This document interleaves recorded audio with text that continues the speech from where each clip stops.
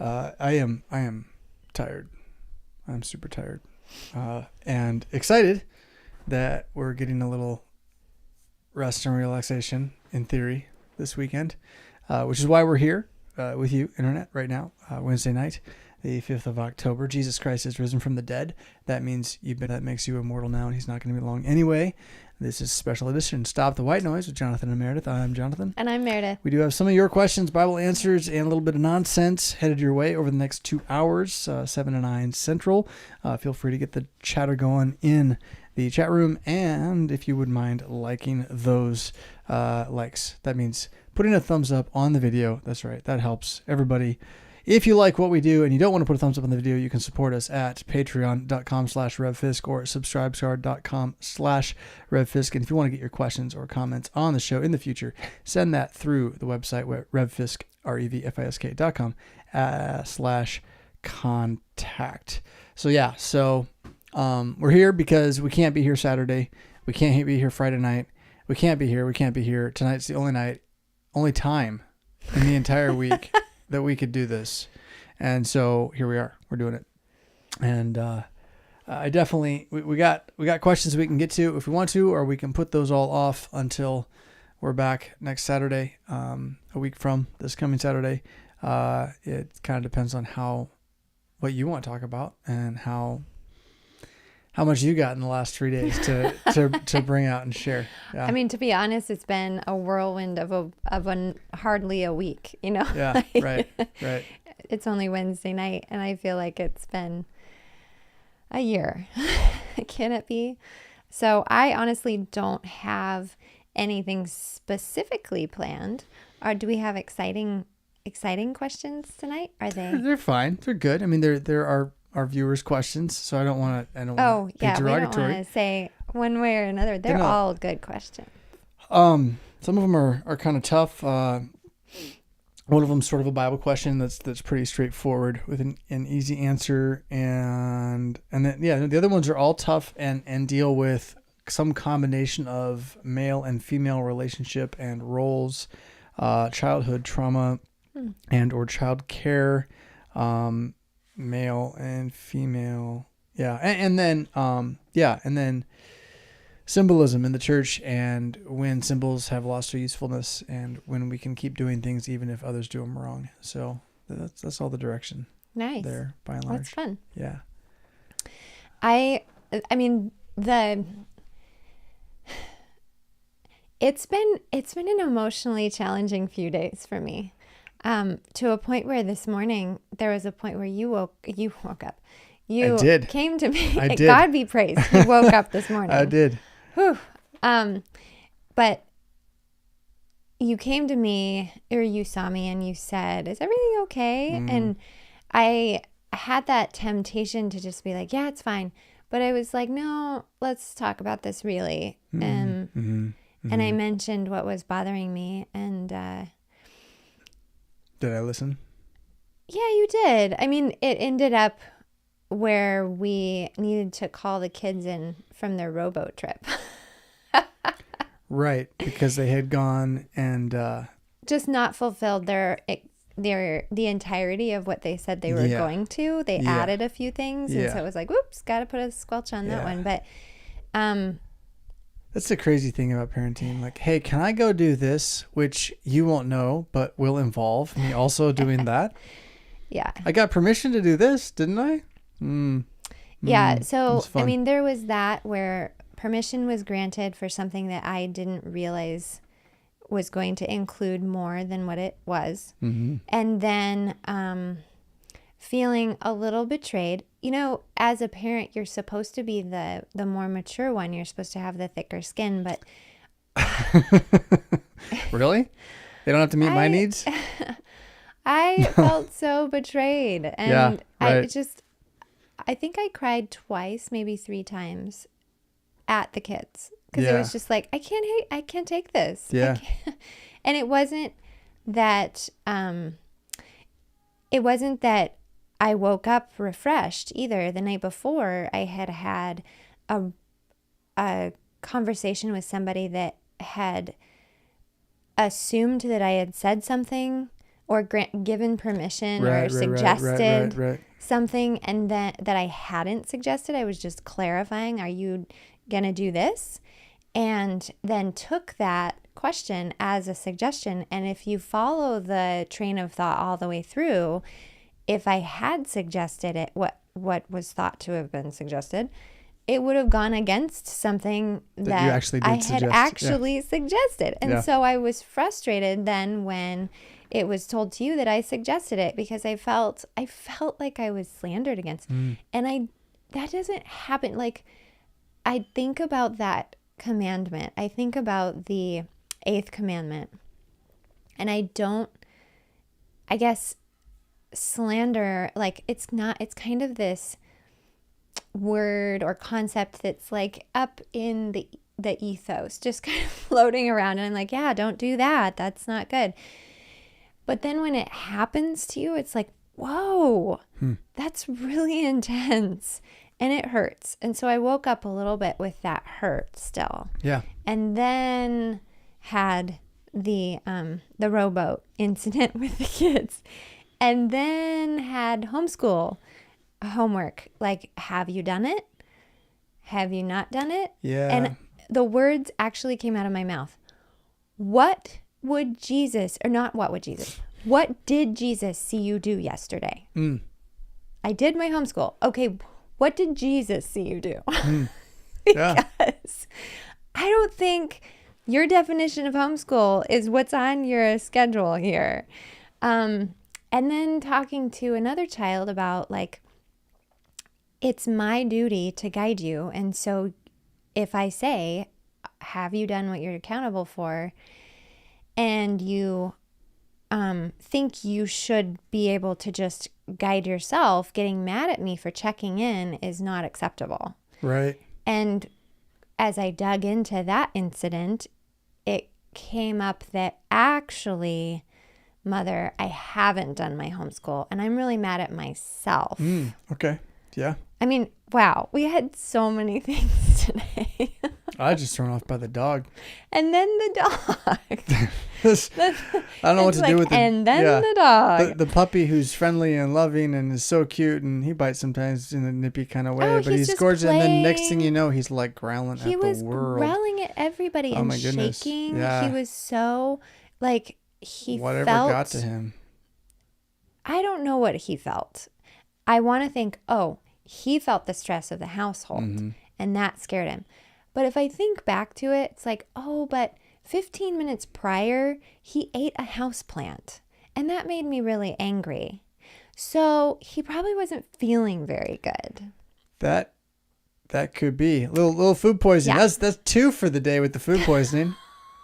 That one maybe just yeah. Hey kids, if your friend has left meat in the car, don't eat it, even if he says it's okay.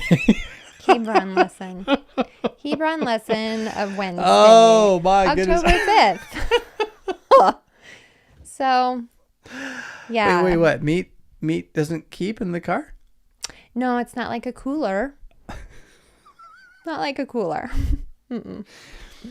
But I don't understand. It's.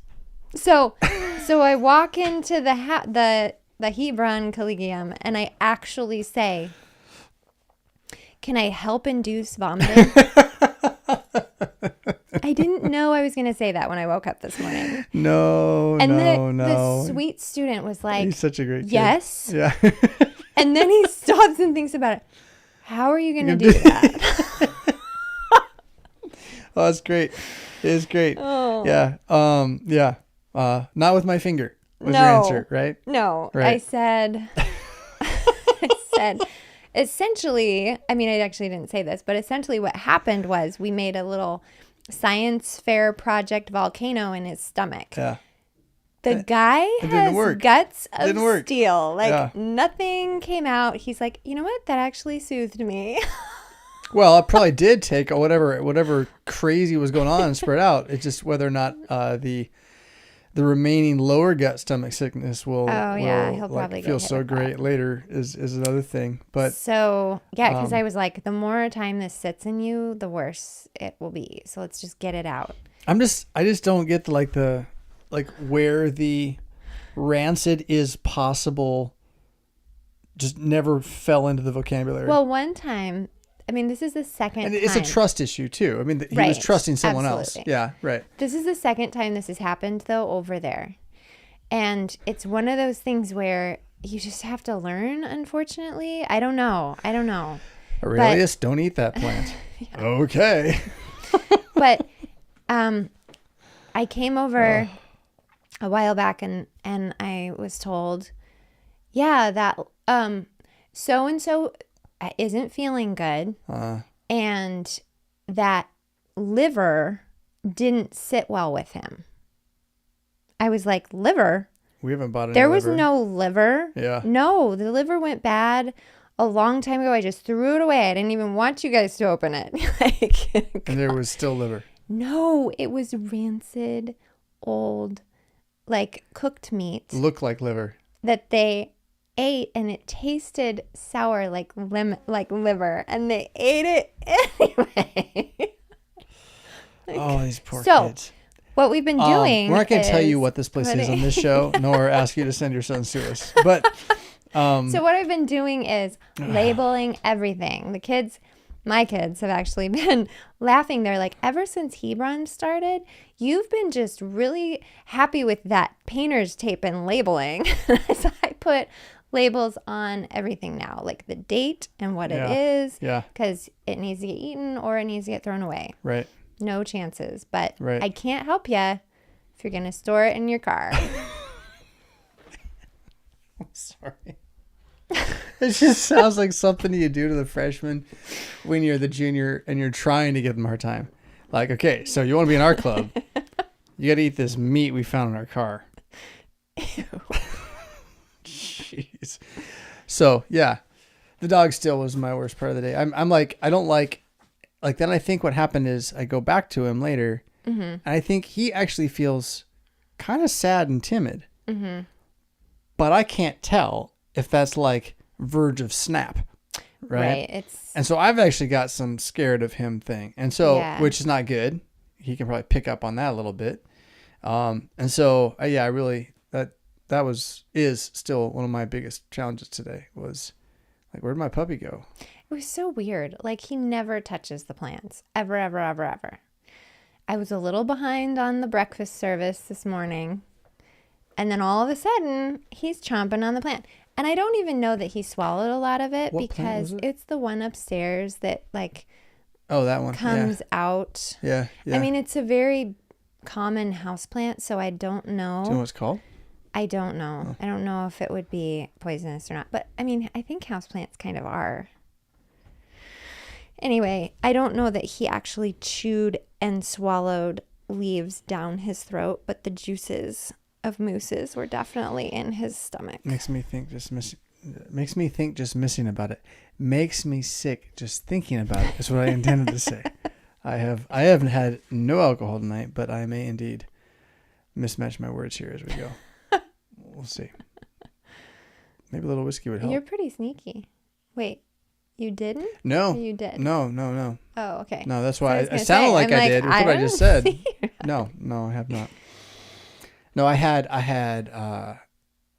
pork rind nachos while I was waiting, and that was good. Cheese melted over pork rinds. A little cheddar melted on pork rinds, and I mixed up some Tabasco sauce and sriracha and a little sour cream, 2 drops of stevia, stir that up, put that on top. That was pretty good. I'm out. I was like, but now I'm very full after those hamburgers as well. So, yeah. So, Kim shares, wow, what a year this week has been for you. Yeah, it feels like it. It does feel like that. So, and it's just a day. Oh, and then, like you have run-ins with a kiddo. And it's been intense, and the repentance hasn't been free. You need to go get your water. I do want it, but I want to hear your story. The repentance hasn't been just like free to come. It's been something that I'm really having to pull out, and then just life, broken world hits that same child, And it's just so hard to see. It was one of those moments. So I'm rushing. Yeah, why don't I go get my water? Because I do know the story. You can tell it, and I'll be right back. I mean, it was sort of, It's just so sad. It is. It's one of those things where it's like, well.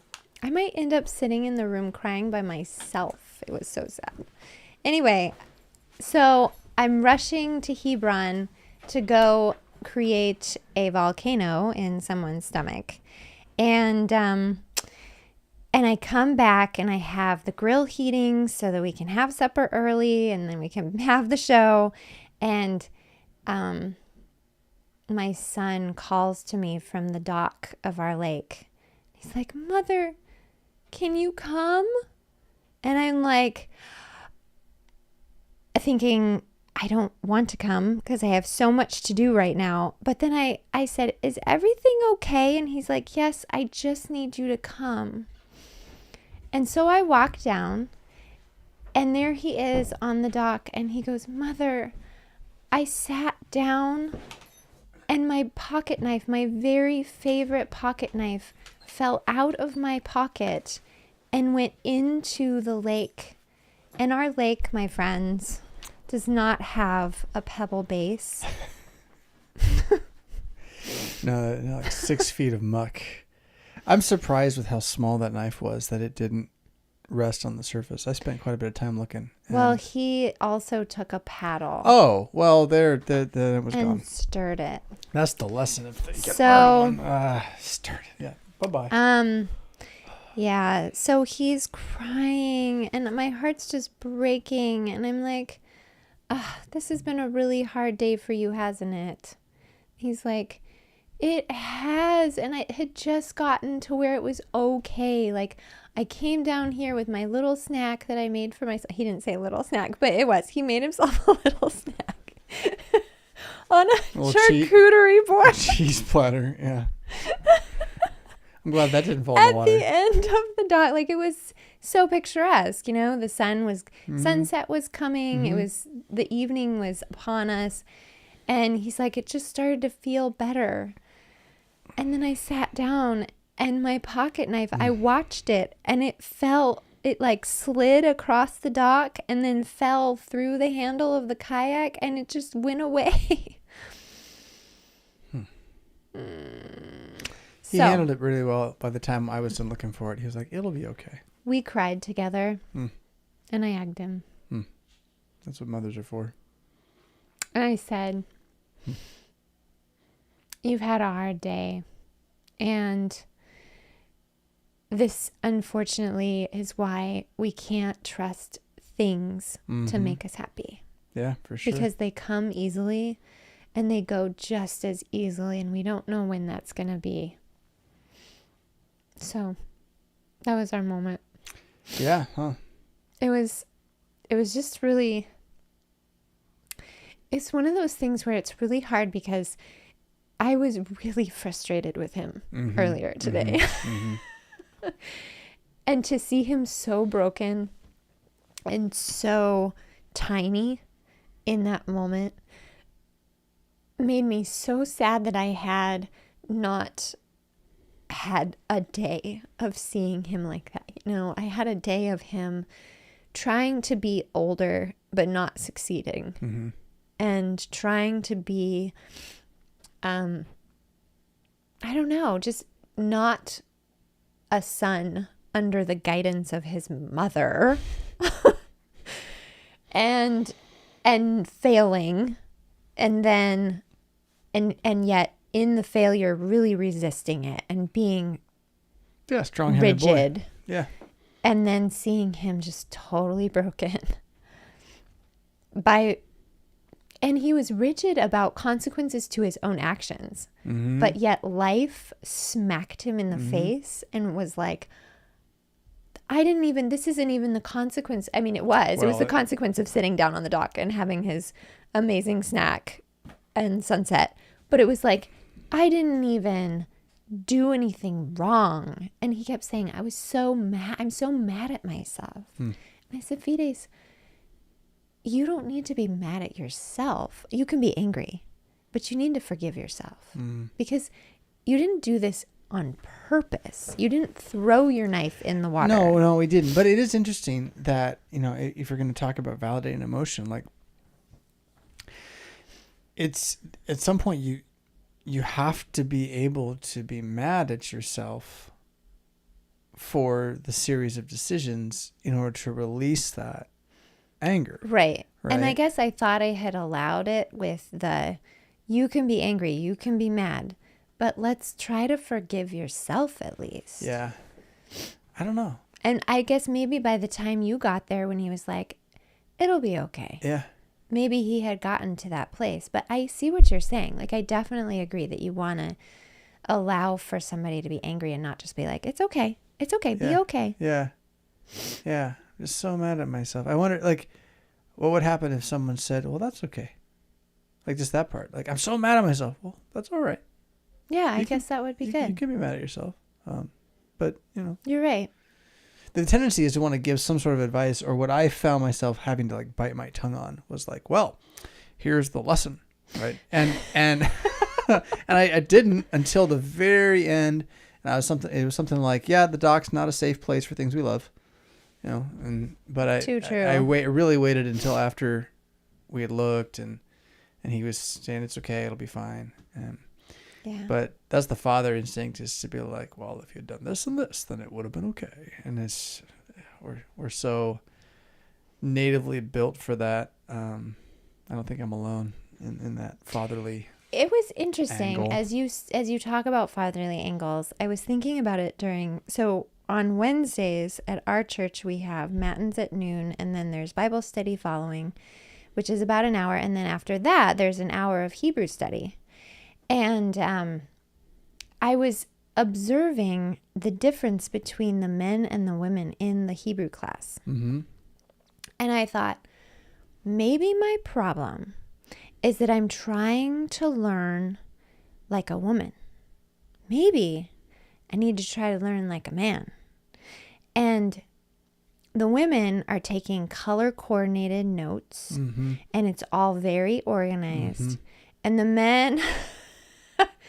The men are just kind of sitting back and just trying to soak it up in a more, and like even the teaching style that you have, you're like, don't worry about trying to master the tiny little pointing underneath. Just get the big picture. Yep. And I thought to myself, maybe that's the problem. Like, what if the world, and I know that God created women to complement men, obviously. But what if the world were just men? What would it look like? It'd be a lonely place. How productive would it be? How, would everybody just understand exactly? We might still be in Eden, so. No, I mean, if we weren't, it'd be worse. It'd be worse. I think it'd be worse with just women too. I mean, I think that the balance that man and woman bring to each other is a blessing in the midst of the curse. Well, I guess what I was wondering is, where is woman's place, and where is man's place, and is man's place to figure out the world? Is that part of his tilling of the earth? Yeah. And so, therefore, uncovering, in this case, the mystery of the ancient language, Hebrew. Mm-hmm. And now, it's not that women can't go to the class. That's not what I'm advocating at all. But if I approached the class for whom the subject is created, the way that they approach it, would I actually have more of a takeaway? Is this too weird? I don't know. I'm trying to envision what you're saying, but I definitely agree that the teacher of the class has said stop focusing on the minutia and look at the big picture. And so color coordinating your notes is not necessarily going to help you do that, especially if you're focused on the pointing. But in one sense, just to have an interlinear Bible and sit there, you're going to get as much as writing down every single thing. Although I will say that our two, 17-year-old girls, I mean, they're getting it. They're actually clicking with some of it. and I don't know about our 15-year-old, but I think she is too. She has answered quite the same way as the other two, who are like, I asked that hard question and the room's scared, and they're like, yeah, hit. Like, yeah, that's it. Yeah. So they're picking up on they got pieces fitting together a bit more. But I noticed one of our moms, it's not you in there, when I'm like, so you see that? And she's nodding. So like, it really is just like a hieroglyphic hunt, though. Right. And if you can look at it as more, I'm learning some primitive hieroglyphic basics so that I can search for the hieroglyphics I want to see in the panel, right? That'll let you pick at it in a way where you don't have to memorize the whole language up front. Yes, exactly. And so as you're talking about this is what I'm thinking. I'm thinking that from a societal standpoint, women or girls make better students. They make more rote students, but for sure. Why? But is that a good thing? Like, are they in the right place? Is school set up for a female's mind, and that's why they excel? Seems to be at this point. So then, because school at this point is about, oh man, I don't want to get in trouble. I'm sorry. It's about doing what you're told. And when a woman decides to do what she's told, when she decides to follow someone, she is gonna be online with every piece. Right. And a man will still exercise some level of independence. I'm gonna try it this way. Yeah, underneath. Now that's very broad brushes. And so I guess this is my question then. Is this type of learning? Well, like, what if we all were to learn in a masculine way? What if it were presented in a way that the men succeeded? What would it look like? Well, that's what I'm trying to do. I think. Okay. I mean, today was a review day. We went 6 weeks without a class.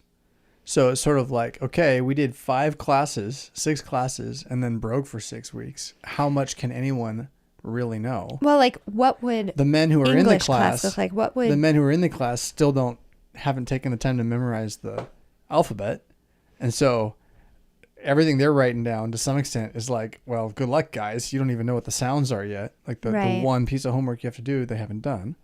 So, who am I teaching toward? Well, I'm teaching toward what I think is a general sense for the group.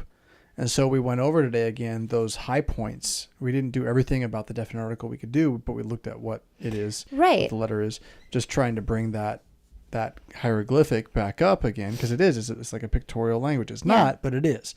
And so what would it look like to do that more? I mean, the only next thing is just to read more. Just to open texts and like do grammar as we read, but there's enough that I want to expose you guys to. You don't have to memorize it. You just have to be exposed to the concept. So, for example, we worked on the call perfect. It's the only verb that we've looked at is called the call perfect, which normally is translated in the past tense. The call is the most basic mood. Okay, one of the students today asked about other senses. Was it senses? Right. Yeah. I think tenses. He said tenses. That's it. Which is past, present, future tense, and which is because it was guard dead. Yeah. So what about? Yeah. So we have in English we have a past, we have a present, we have a future, we have a perfect. I believe we also have a pluperfect. And Hebrew is going to have a perfect and an imperfect. There may be one other one that's kind of weird. But then it's going to have, so it's got very few tenses, but it's got a crud ton of moods. And moods are things that English doesn't have a lot of, but I think subjunctive, the subjunctive, so may it be versus it will be, right, is a mood thing.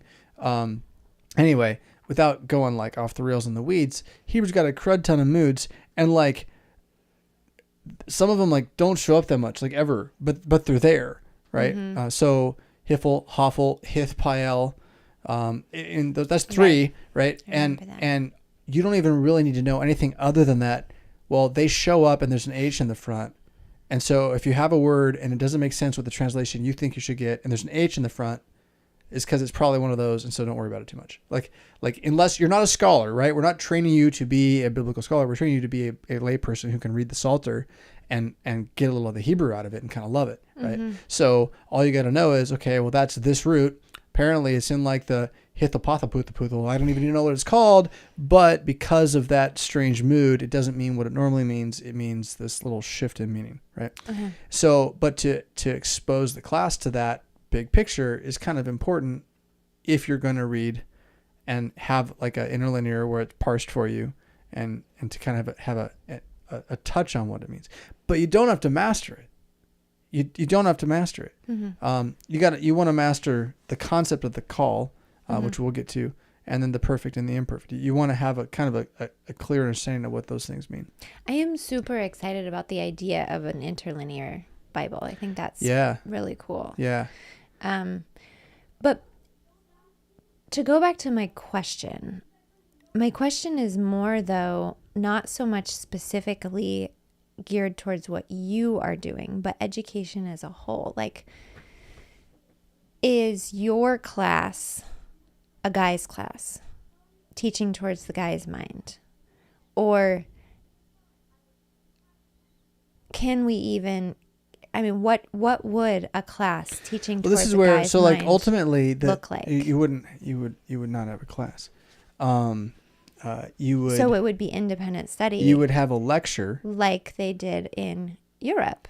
Yeah, you would have a lecture, which is sort of what I do, but I do it as a class. But a lecture would be less like, so are you getting it? And more like, I'm going to get up here and demonstrate my expertise to you in some way on this issue. You're going to get it or you're not. It's kind of up to you to get it. And then you, meanwhile, are coming to the lecture because you're the expert. You're actually interested. Teacher are the expert, and I want to know from you. You're a disciple, and there's a master, and so you would like to learn from the master. And so then you take what the master says, and you're going to go out and you're going to practice it in some way, right? Oh. And you're going to practice. So the disciple will attach himself to the master, who teaches what he wants to know, right? So I want to learn wood cutting. Well, if I just go stand by this guy who does it all the time, ask a few questions, try it on the side, I'm going to learn faster than if I just go cut down a stick and use my knife for fun. Like that's going to be so. Okay, so it's like an apprentice mindset, right? Okay. The trick is right now we've so destroyed imagination and the capacity of young people to learn or hope or think anything more than please feed me more media, that our young men they don't want to learn. Mm-hmm. Learning is too painful. It's a waste of time. It does not inspire them. And we've kind of killed the soul a little bit. Something that I have noticed is that there's a lot of excitement from young men. Are they fighting? They're fighting. The year continues. Woo.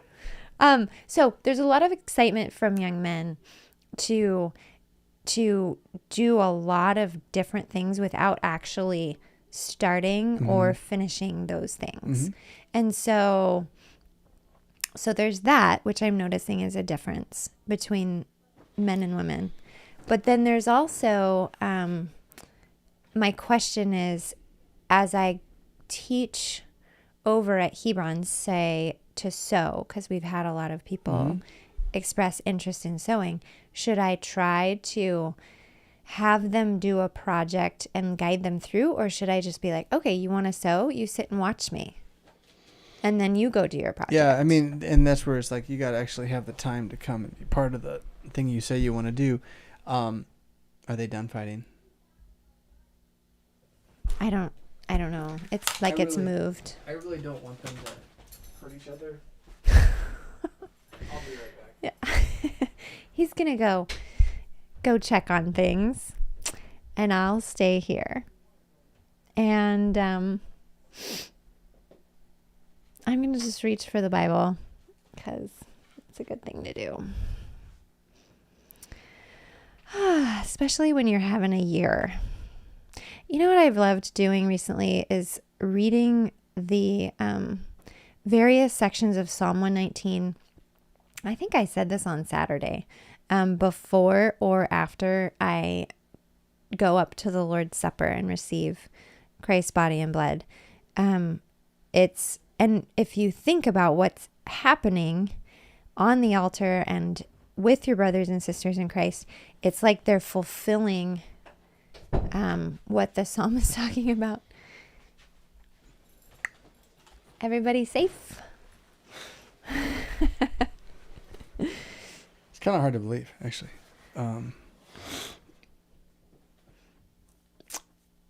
You were saying about something valuable that everyone's listening to. I kind of finished. I was just talking about how I was going like to if we could leave him behind, I would.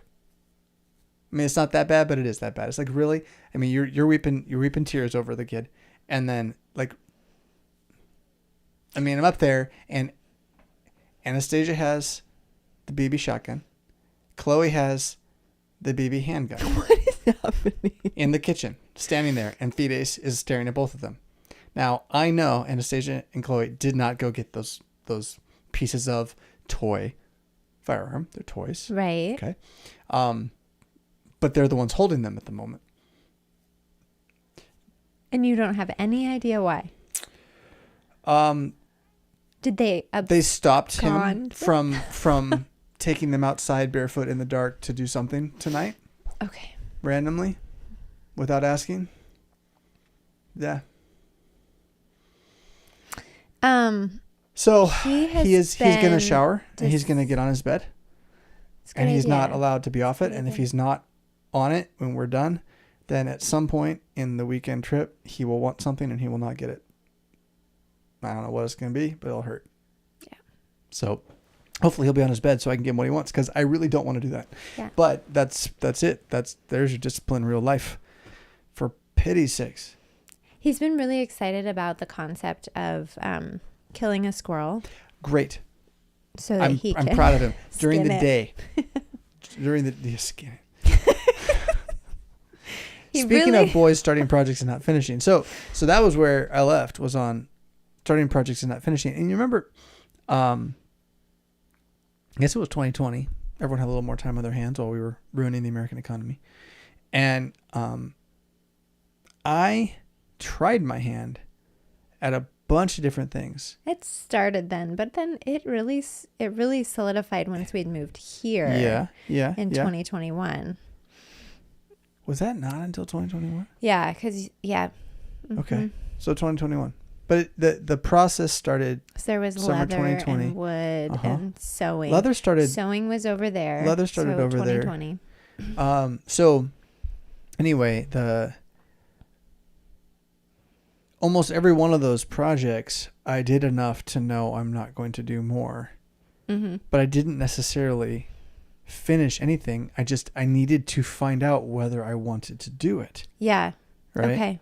And the only way to do that is to try. And so what you hear from the guys at Hebron is, I would like to find out if I'm interested in this. I would like to find out if I'm interested in this. But what they say is, I want to build an ark. Right. Right. I would like to put together a Ferrari on my own. I would like to learn how to, manufacture fusion generators from tree leaves this evening. Right. But what they mean is, I'm curious about trees. Mm-hmm. Right. And so, and learning to hear that, and translate a little bit. That is one of the things that I really love about this experience for myself. Like, just personally, I'm going to be selfish and say, I love the fact that I have to interact with so many different men. In the moment, I don't love it, but afterward and the second time around, as I go, oh, that's what they mean. Like, I'm finding out how men speak. Right. I'm finding out how men think. I'm not sure they know what they mean in terms of, like, I'm just curious about this, because they really do want to build a Ferrari with their bare hands. But that's an imagination thing. Yeah. Based on kind of Minecraft living. Right. And once it's not quite that easy, I'm less interested. So again, this is where it comes back to, we really have stilted the brains of everybody. because there's no grit. And I'm not trying to pick on a single man over there. I'm not like chief of sinners right here. There's no grit. Yeah. And so an old world education would have been impossible without grit. Like the master in the shop's just going to kick you out. Oh, absolutely. He's not going to care. And you know, even the high level college, which is run by the king or the nobles or whatever, like they don't. You don't do your reading, you. Right? You're done. Right. They don't need you.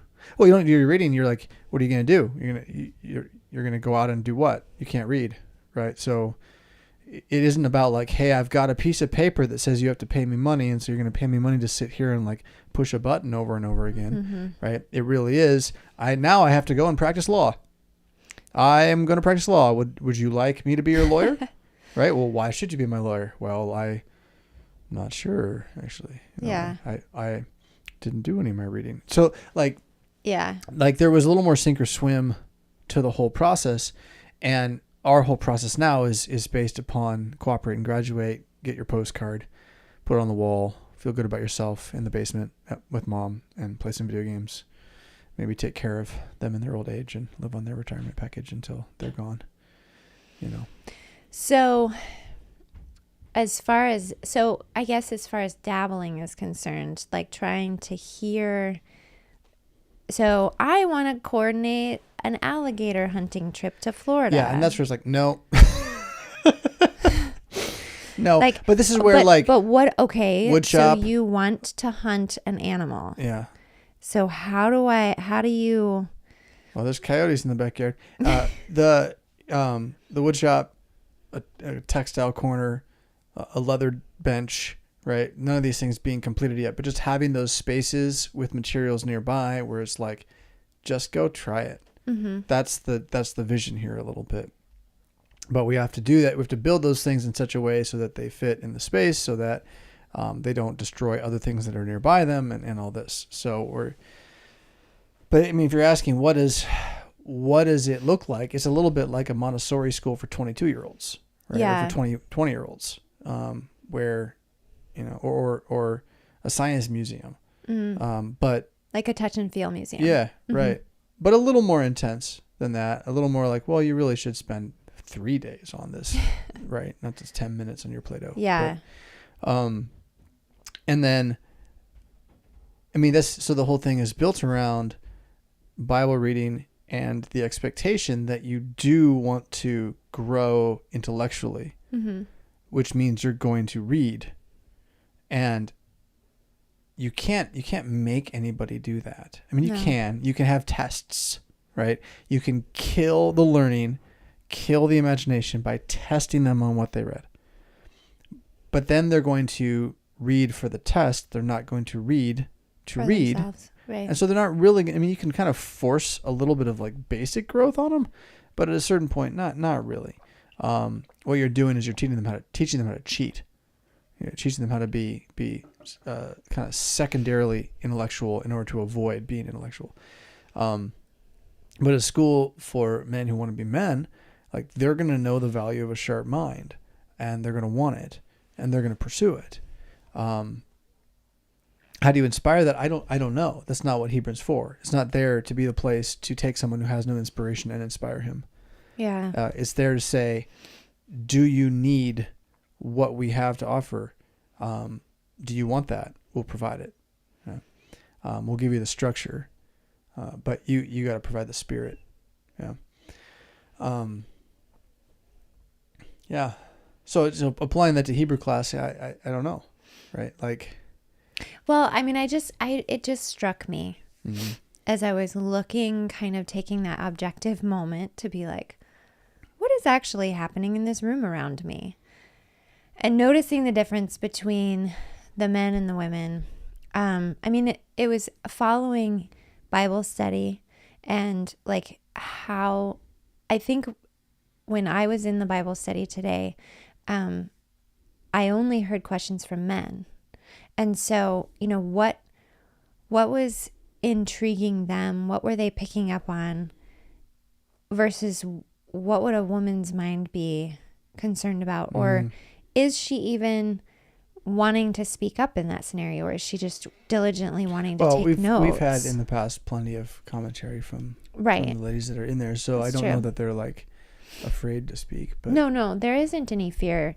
It's just, what is the woman? And I'm not specifically talking about our scenario. I'm thinking broadly, male female terms, like what is her desire naturally, and what is his desire naturally? What drives him to ask a question versus what drives her to ask a question? Like, what drives anyone to ask a question about 1 Samuel 31? I mean, it's like, it's sort of, the Bible's weird.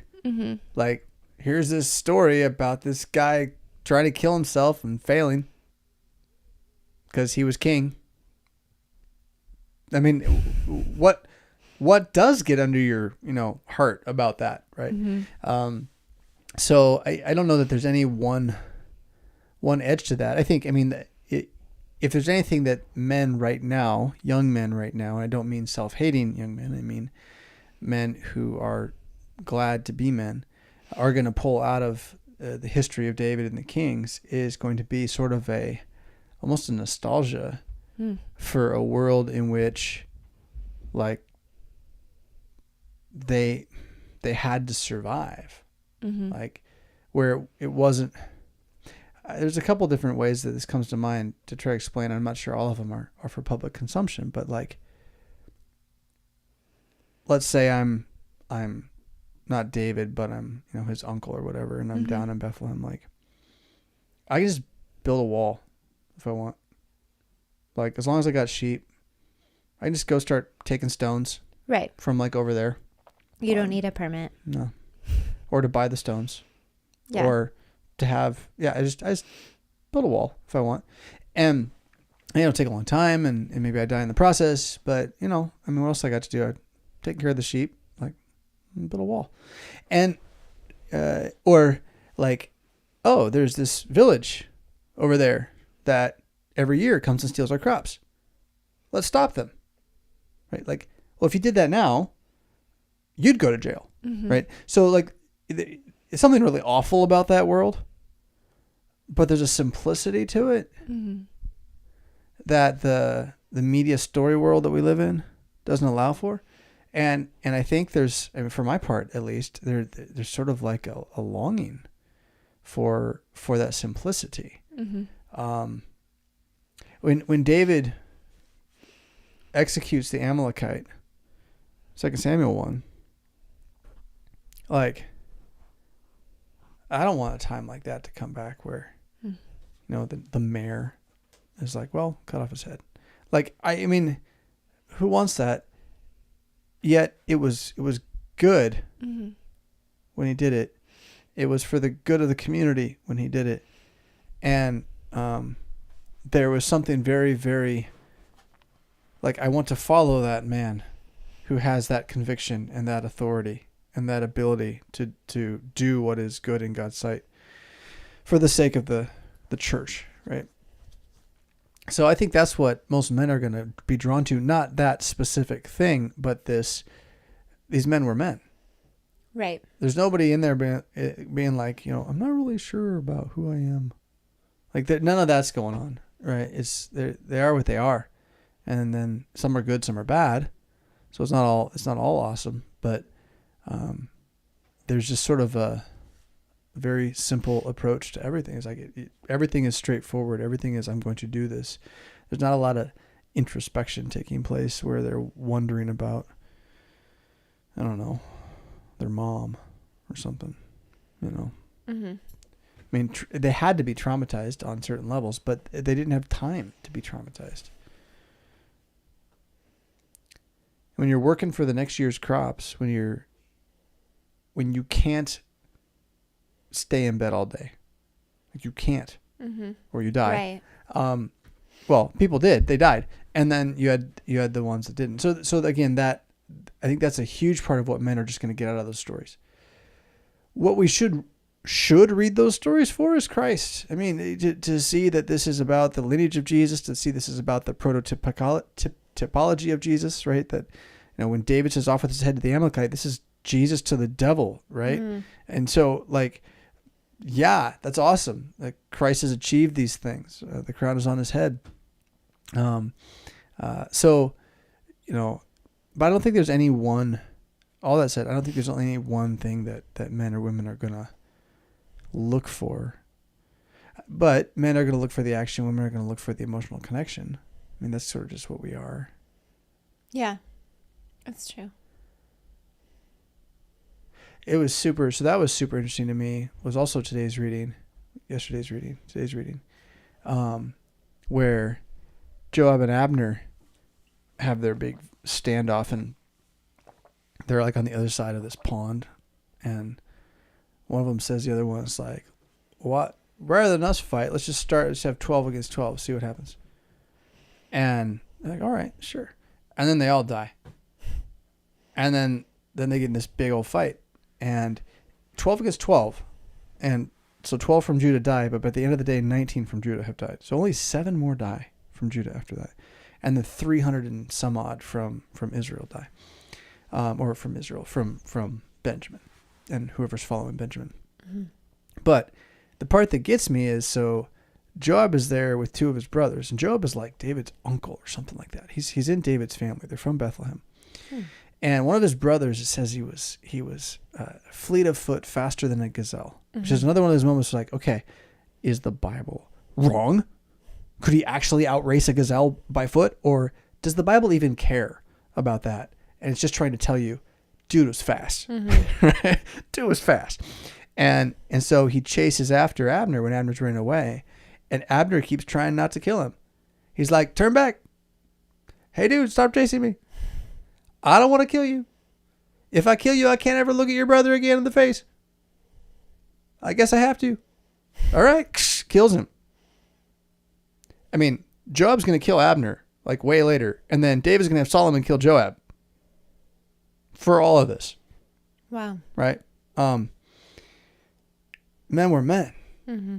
The guy in that story I like the most is the brother of Joab, who was fast as a gazelle, who caught the dude. He's like, whatever. So fine, kill me. I'm not going to let you get away. Like there's something awesome about that guy. Yeah. And it's sad. It's tragedy too. It's like, oh, he was this fast guy. He was so good. He did the right thing. Oh, and he died. That's horrible. Mm-hmm. Right. I don't know. To me, those parts of the story just, they're what compel me. They're what I want to dwell on. Obviously, I'm talking about them now, But that part isn't exactly like Christ typology or anything like that. It's just stories about wicked men, good men, men in the middle. Yeah. Doing what they do.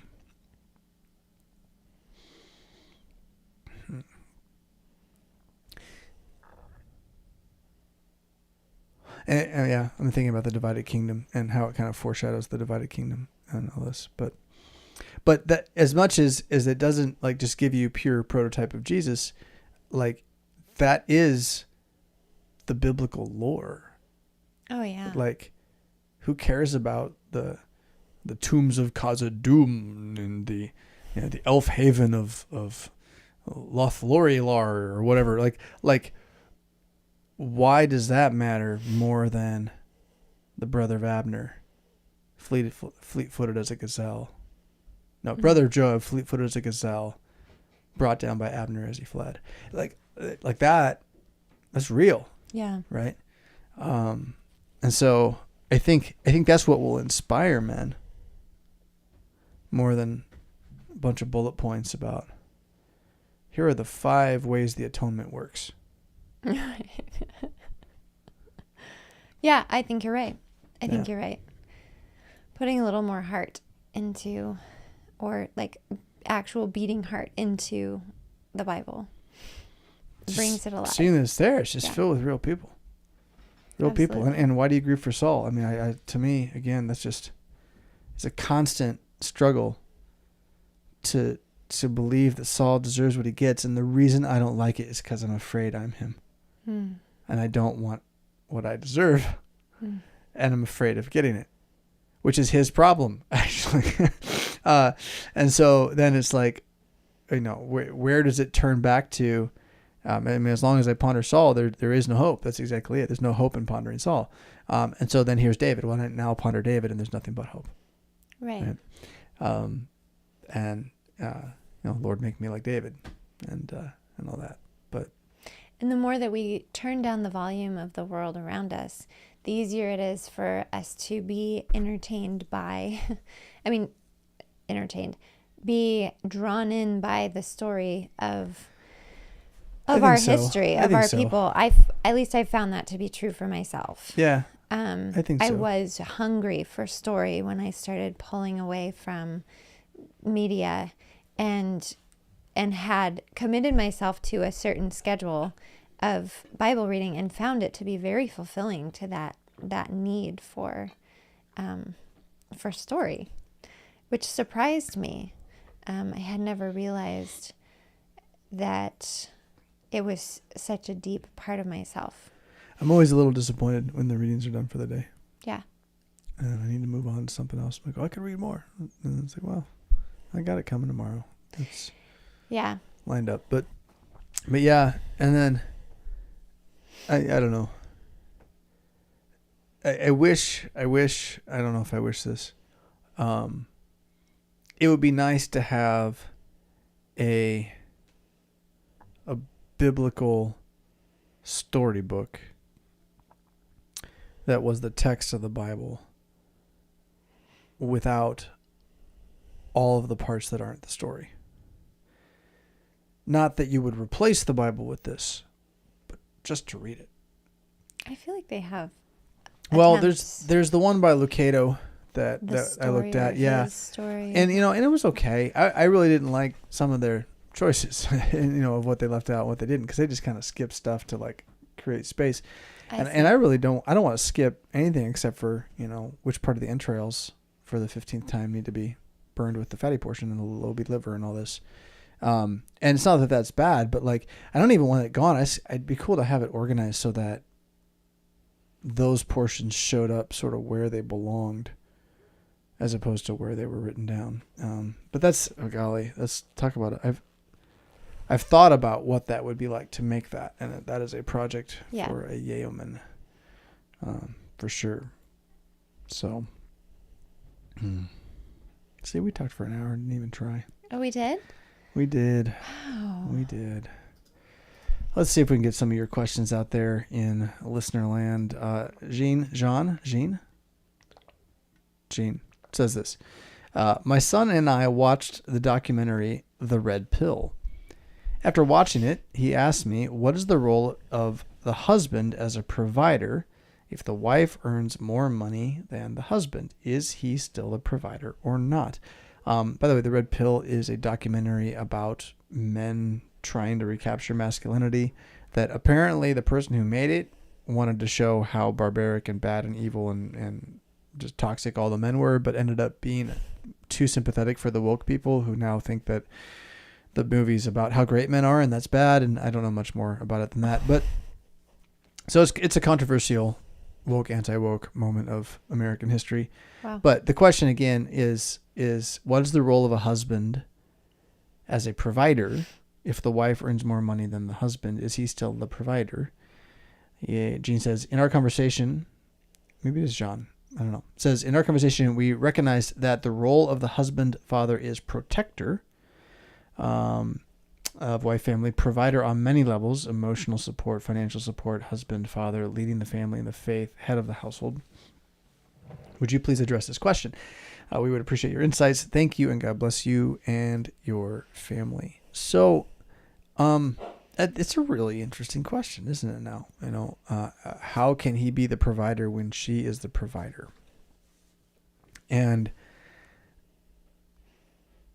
when she's the breadwinner, essentially, right? Yeah. Yeah. I mean, if you had been like independently wealthy when I married you, mm-hmm. like you wrote a little novel when you were 19 and made $1 bajillion. Right. And so we just got cash and it's all in your name, but now it's all in my name because we are who we are. Mm-hmm. So neither of us had to bring home the bacon every week, but we could instead use that bacon to further good things in the world around us, mm-hmm.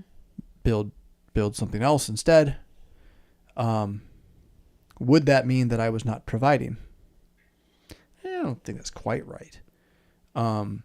Because all I would be free to produce,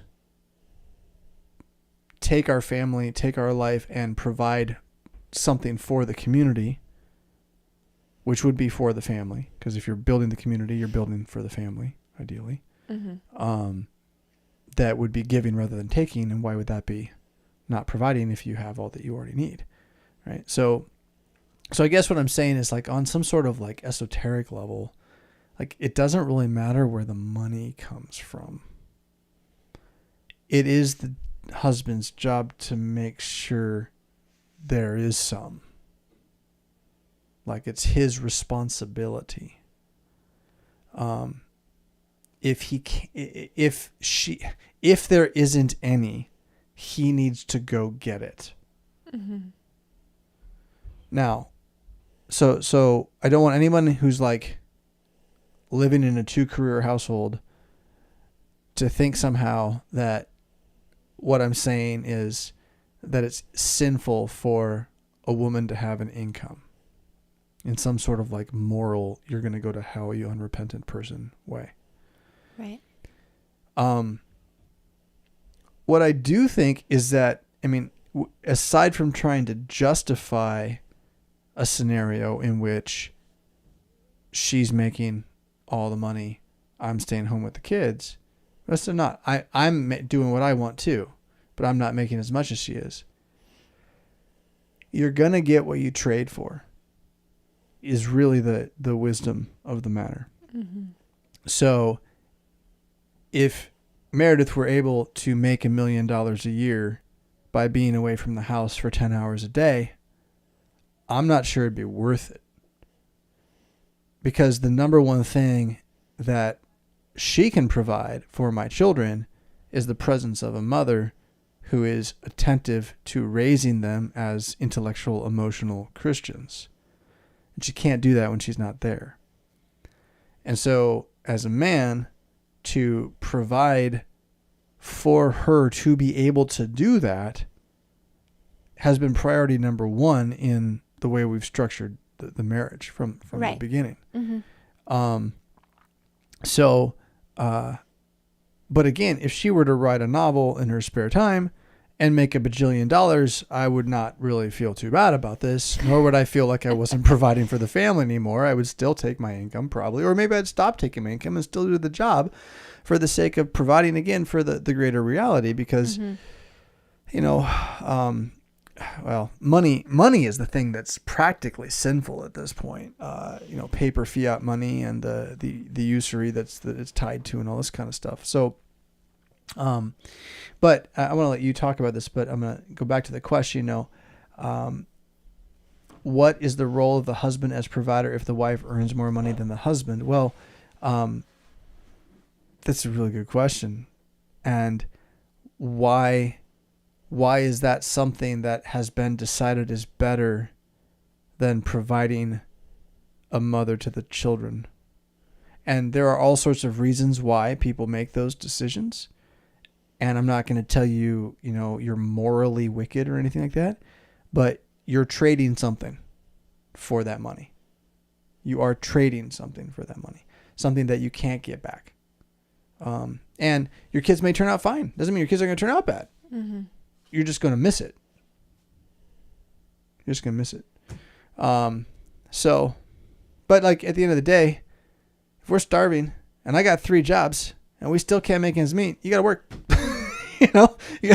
Somehow we got to put food on the table. So but we confuse putting food on the table with like the second car, third car, vacation, all the things that we want to have, want to provide, Mm-hmm. So, I'm curious about your thoughts. I don't know if I danced around that well enough. Again, I'm practically drunk tonight with tiredness, so don't take anything I say too seriously. My thoughts kept going to some different comments that I have heard fellow Christians say with regards to whether or not a husband or a wife should work.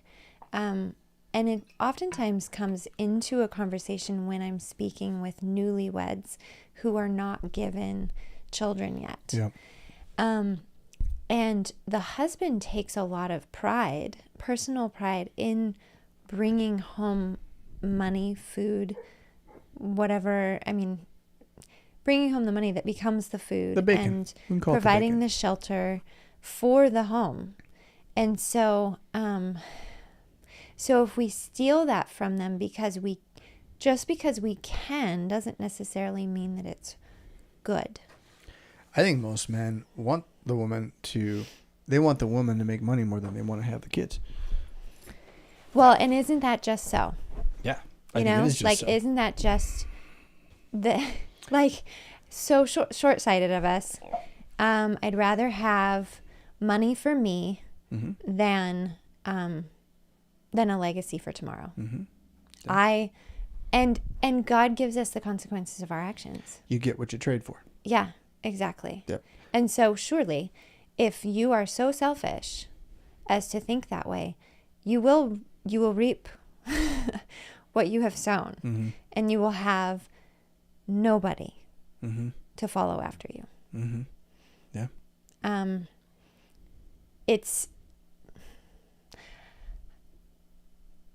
I'm trying to tone down a little bit of the emotion that I feel, because it's angering to me that we would be so selfish. The sad thing is, to me, is that that in completely healthy capacity, able to not do this, we choose to do this and justify it.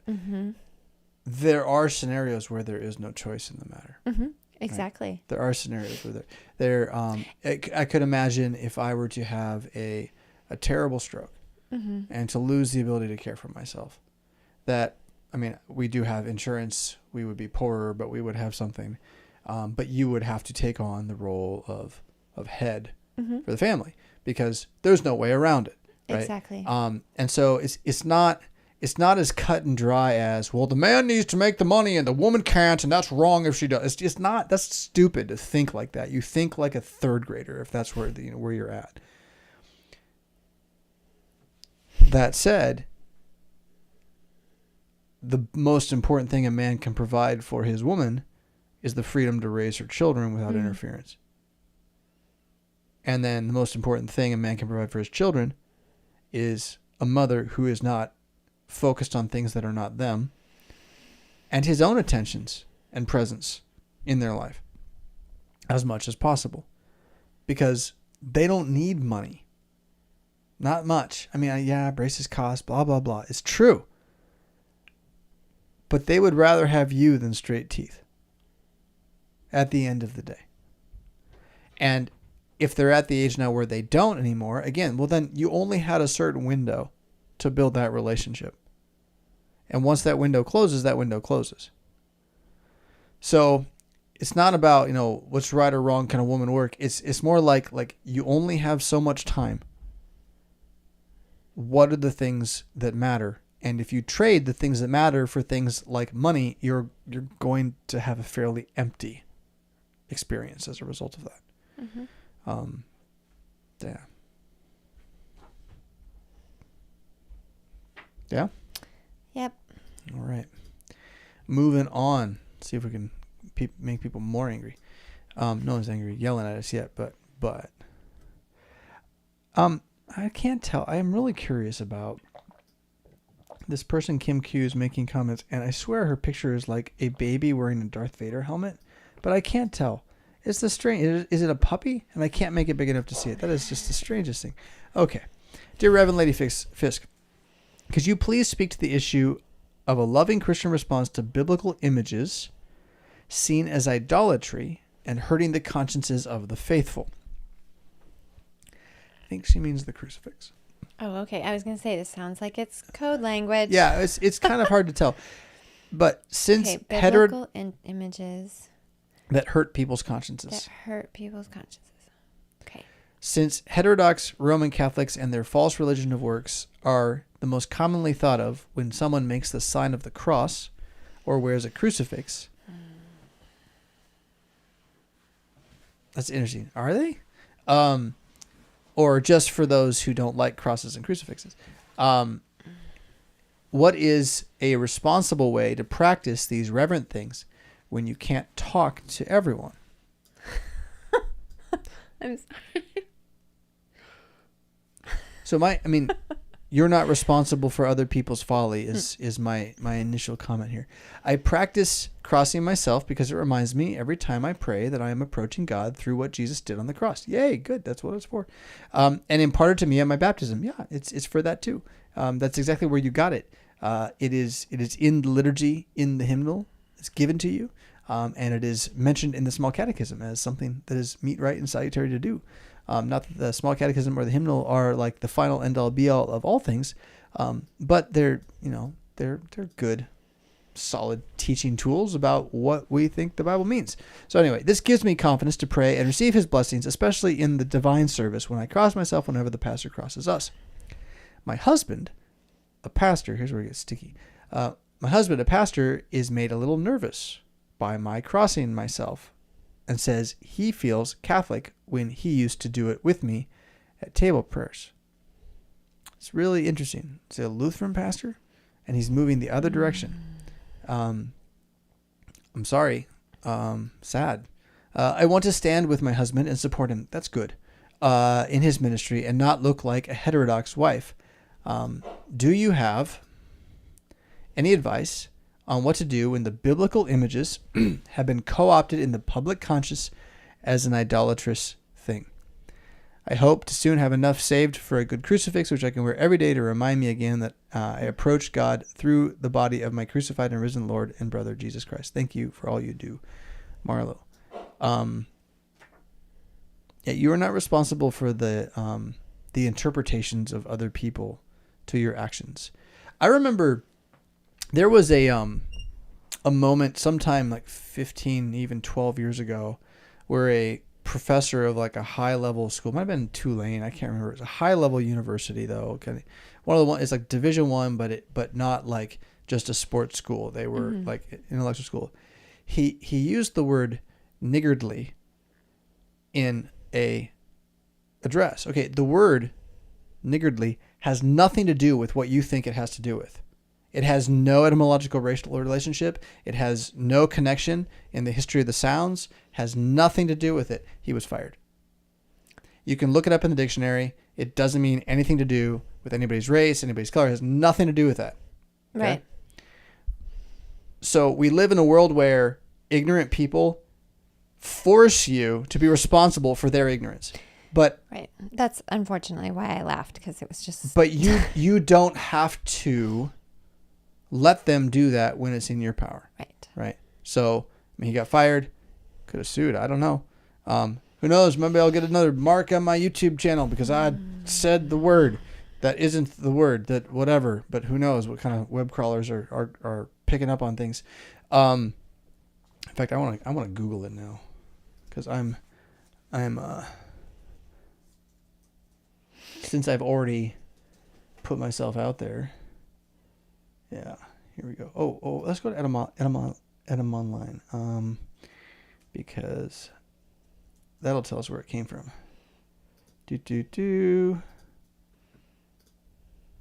Come on now. The podcasters are loving this part. This is your favorite part. I know. It's not even spelled the same way. Yeah, let's see. Sordidly parsimonious, stingy, from the 1560s. Meaning a stingy person, a miser, from Nygarth. Also a variant of nigun, a word of uncertain origin, French, but the root word is possibly from earlier Scandinavian, related to Old Norse. That makes sense. From nuger, meaning stingy, right? Which has, and so the word Niger, like Nigeria, is a Latin root for black. Just means dark, black. Okay. And so the term that is a crass term is one that is a crass version of that, spoken by Southern Americans in a less intelligent era of our world. Right. So again, the word has nothing at all to do with that other thing. There we go, right there. So, point of all of that is that you are not responsible for other people's ignorance. So if I make the sign of the cross at a restaurant and someone's like, oh, look at that Roman Catholic praying that he scores this goal in soccer. He's, because you see that on the soccer field, people make the sign, okay. Like, how do you know the guy in the soccer field isn't in fact thanking Jesus for his life? I mean, and for keeping him safe. Like, so don't assume so much and like look down upon everyone as if they are just Marian idolaters. That's not cool. And that's, to me, where like the biggest thing is like, you look Roman Catholic. Like, who said Roman Catholics aren't Christians? Like, where is that written? Mm-hmm. I get like there's problems with the Roman Catholic Church, but like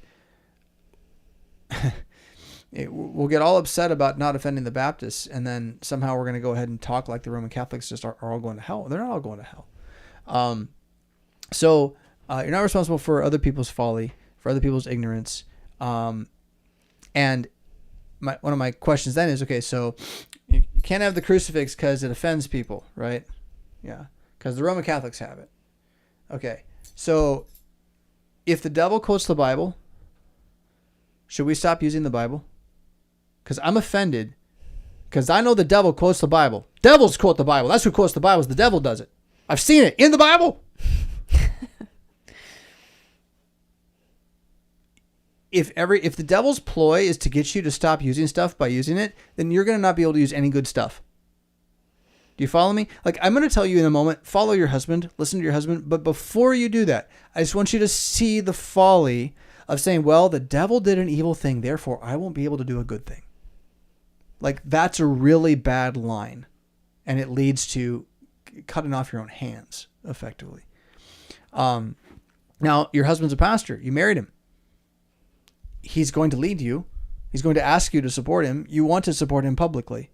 That indeed means showing a sign of authority. And since making the sign of the cross is neither commanded nor forbidden, and your conscience is not bound in salvation to whether or not you make the sign of the cross, if he's really bothered by it and it's hurting his own conscience, like, yeah, I mean, have a conversation or 30 about that, and like strive to do what's going to support him in the ministry. You're a pastor's wife.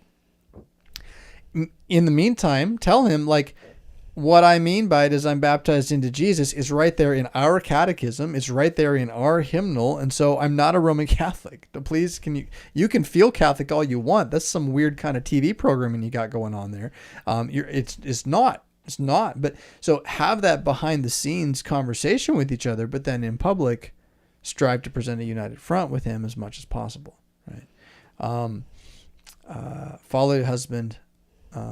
But also, since he's a Lutheran pastor, remind him that the hymnal and the catechism, like you're a Lutheran, like it's okay. Like he really should listen to those and not. He feels Catholic. I remember the first time I did the sign of the cross at the seminary, and it was a big move for me because I was a West Coast Lutheran. We had no such thing as sign of the cross out west, and it was kind of like, well, this is sort of a strange thing. And I watched it for a year or two. Went on vicarage. I think it was fourth year we finally started doing it. But it's like, okay, well, that didn't hurt so much. It was kind of weird. But by then I also knew, like, why am I doing this? Well, I'm doing this because the church has done this long before there was a Roman Catholic, Lutheran, Evangelical, Baptist debate about it, because it was a way of remembering that we're baptized into Christ and acknowledging that publicly and acknowledging that when I pray, that's the only way I really have a right to pray. And so why should I let the Pope take that away from me? The Pope's taken plenty without taking the sign of the cross, right? Let the Pope have all the lies. You keep the truth. Yeah. And how much of this is not, I mean, I'm not trying to accuse your husband here, but really the offense of the cross, isn't it funny? The cross, the crucifix, that's what's so offensive. It's not Roman Catholicism, it's Jesus. It's Jesus. And I don't know your husband. God bless him in his ministry, but he sounds like a Baptist, and he probably isn't. But when you say something like that, it just makes me feel Catholic. Okay, chanting too. Like, there's nothing Catholic about it. You know what Catholic is. You went to seminary. You read the Book of Concord, right? It tells you what Catholic is. Catholic is teaching justification by works. Okay, that's what Rome does. Catholic is demanding obeisance to the saints and the invocation of the saints and paying for indulgence. That's Catholic, not believing that the cross is good. That's not Catholic. I mean, it is. It actually is. It's good Catholic. I should say that too. It's not Roman Catholic. It's not a papist alone position to believe that the cross is good. So I really wanted to be more gentle toward the husband in this question, but I'm finding that the topic itself is getting me a bit heated here. So I should stop drinking and I haven't anything tonight, but water. I need some more. That was the husband-wife dynamic of the question was what really concerned me when I heard you read it. I was like, at first I was going along, whatever, and then all of a sudden, she starts talking about her husband.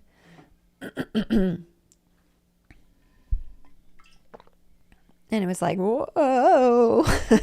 It's a rough one. Slow down. Okay. It's a rough one. There was a time, to make this kind of a personal example, there was a time that you had taught some young men to help out in service. And the words of institution, the section of the service where you speak the words of institution, you had taught them to do certain bowing of the head and making the sign of the cross in certain places. And I had learned that you would do the sign of the cross in different places. And so it actually came to a point where the kids were like, which one do I do? Do I follow Father or do I follow Mother? And I really liked what your response to that question was, because it, I guess I could apply it to different things throughout the service with regards to piety. Like you said, following me is showing that you respect, obviously, like you're the father. And so following me is what the kids are called to do in their vocation. But then as a family that gets looked at and watched, us following what you're doing, being united with what you're doing, helps the congregation to look to you as their spiritual father. So anytime, I mean, in a congregation, you are united, you're uniting around Christ's body and blood. And so to try to be as united as possible in the practice is the goal.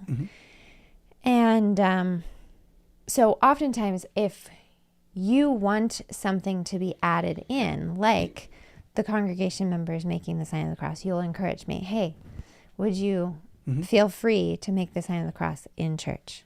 Or if you want people to get used to the idea of kneeling for prayer, hey, will you have our family kneel for prayer? Or that just happened, though. I didn't suggest that one. You guys that was actually a thing. We talked about it. I suggested that. You said we're gonna get kneelers. Because we got like a third of the congregation kneeling right now without kneelers. Yeah, you crazy. Said, I'd really like to get kneelers eventually. And so, so you guys feel free. I'm going to do it. Yeah, right. Whenever I'm in the pew, and then I'm going to kneel up front. Right. It was never like, you must do this now. No. But it was, this is my trajectory. So that's kind of the thing about sign of the me. cross, is it really is an act of freedom. And that's where to forbid someone from doing it. I mean, I think that your encouragement to Marlo to have 30 conversations with him about it. I mean, we make the joke that the squeaky wheel gets the grease, but like really, he is your pastor, and he has talked to you about something that is such a central part of our doctrine. And so he needs to explain it a little better. That's just saying it's Catholic isn't. It makes me feel Catholic, right? Or it makes me feel Catholic. It's not really a good response. And so if don't you want to feel Catholic? Do you know what Catholic means? It means Christian. Right. Oh, it makes you feel papist. That's different, but there's nothing papist about it. Papist is paying for your forgiveness. That's not what that is. Anyway, it's just. And when you had said, this is the way that I'm leading the congregation to revere the Lord's Supper during the words of institution, I'd really like everybody to be united and follow me. Mm-hmm. I cried tears of sorrow because it was different from what I had learned and what I had seen done in other situations. And so it was my fleshly side of me didn't want to do it. Mm-hmm. I wanted to hold on to what I had been doing or was accustomed to, but I loved the reminder that no, this is my head. And even though in this area, I at this moment don't see the reason, I'm going to submit to him. Mm-hmm. And so I did. And over the years, it's been a blessing because because I'm just that much more united to you. Mm-hmm. Submission to your leader it doesn't break down the relationship. It's only going to build the relationship. You're just talking, it's probably just like a minutia point, but you're just talking about, well, I'm curious, like you're just talking about making the sign of the cross during the words of institution. Mm-hmm. That's your whole thing. Okay. Yeah. That was the one personal example that I had. Right. And so now you don't follow exactly what you do. You do it when I make it. Mm-hmm. Yeah. And when were you making it before? It's after the bow. So you reverence all the way down onto your knee, and then then I was making the sign of the cross. And during the words, you bowing just bow your head out of respect for Christ's I guess what I really don't get about that is, so the pastor's up there making the sign of the cross. Like, not every LCMS pastor does it, but like the vast majority of us make the sign of the cross while we speak the words of institution. And the practice you'd picked up somewhere was to not watch. Like, that's really weird. The pastor's making the sign of the cross over the words at you, and you're going to not watch it. But it's actually for you. I'm not making the sign of the cross for me up there. I'm not making it over myself. I'm making it forward, right? And so that's just the thing. It's kind of a strange thing. Did you pick that up at Village? No, Higher Things. Higher Things. Because what I find interesting here is how you picked up a practice without me, though. Well, so you're not in the pew with me very much. I know. But isn't it interesting? But you didn't talk to me about it, right? You just kind of picked it up. Yeah. Which, by the way, is how we ended up reverencing during the Gloria, because you picked that up without me at Bethany. Right. Where I was doing it. Oh, but I guess it wasn't me. But I had to. Because the senior pastor had said do it, so I did it. But I didn't really have any desire to actually permanently do it. But now I do it all the time. Yeah, and and I had asked that one, reverencing during the Gloria, I had specifically asked, like, why do you do it? And the reason was so beautiful that I was just kind of like, what did I say? Why would you not? You said something along the lines of, it's out of respect for the triune name of God being spoken, and it's just to show respect. Like, I've always had this sort of like, and so it was like, oh, that is my God. I would want to respect him at any moment that I can, and so not reverencing there would. This is where, like, so I'm not going to stop doing it, because it's sort of a practice that is pretty common now amongst conservative Lutheran churches. Oh yeah, and we visited several other churches that we respected the pastors. Yeah. So and but what I don't get, like, what I've never gotten about it, I've never understood this. So, like, isn't the point of Jesus that we get to lift up our heads and see God. And so why would I look down at the very point where I'm saying, glory be to you? So that's where I've never quite understood that. Still do it. I'm not planning to change it. But like, I don't know. This is where all of this is adiaphora. It is. And the direction that the pastor wants to lead the congregation is the direction that the pastor is going to lead the congregation. They may come or they may not, but it's going to either be a conflict or a peace. And so ideally it's a peace, and ideally it's all used to point to Christ and to his centrality. And so working with your husband, beside your husband, is certainly the eminent goal here for you, even though I don't really agree with his lack of awareness of the sign of the cross being in the small catechism. It can't be Roman Catholic. It's in our small catechism. When you wake, make the sign of the cross. It's right there. And say. It's right there. Yeah. So the experience of these various acts of piety that I have personally run into has led me to, when other acts of piety come into the congregation, I am attracted to them. I'm attracted to like the Gloria, reverencing during the Gloria, because it just adds that much more physical interaction into the service. Something to do. And so your brain and your body and your words that you're speaking, they all have to work together. And it's because I am broken, a broken human, and still waiting for perfection, I get distracted. And so it's just one more way to engage myself into what am I doing. Yeah. Yeah, for sure. But I notice when other acts of piety come into the congregation who is speaking like trying to show, we're unified in this belief. And then there's difference of how it's said. It's distracting. And so it's an interest. Yeah, agreed. So I guess we should be aware of when we bring our piety and how we bring it, and leading other people away from what the pastor is leading. I don't know that that's beneficial. Yeah, ultimately it's probably not, although maybe eventually it is. I don't know.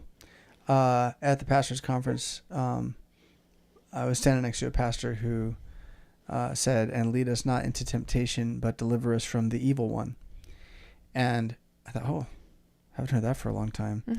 I kind of liked it, right? But it was sort of on its own. But he also said it pretty quietly. He didn't make it loud so everyone had to hear it. And so, if you've got to exercise a private conviction, it's probably better not to be a intentional distraction. Right.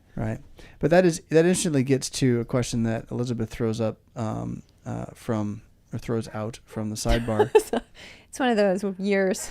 Don't eat meat left in the car.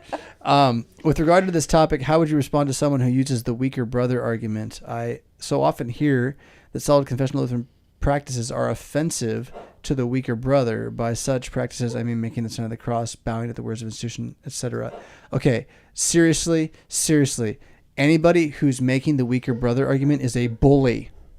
They're a bully. They're using the Bible to bully you. So the moment anyone says, well, weaker brother, I'm like, you have no right to tell me anything anymore. Paul talks about the weaker brother to you personally in quiet in the Bible so that you will have a general awareness that other people matter more than you. Not so you can go to other people and tell them what not to do because it offends you.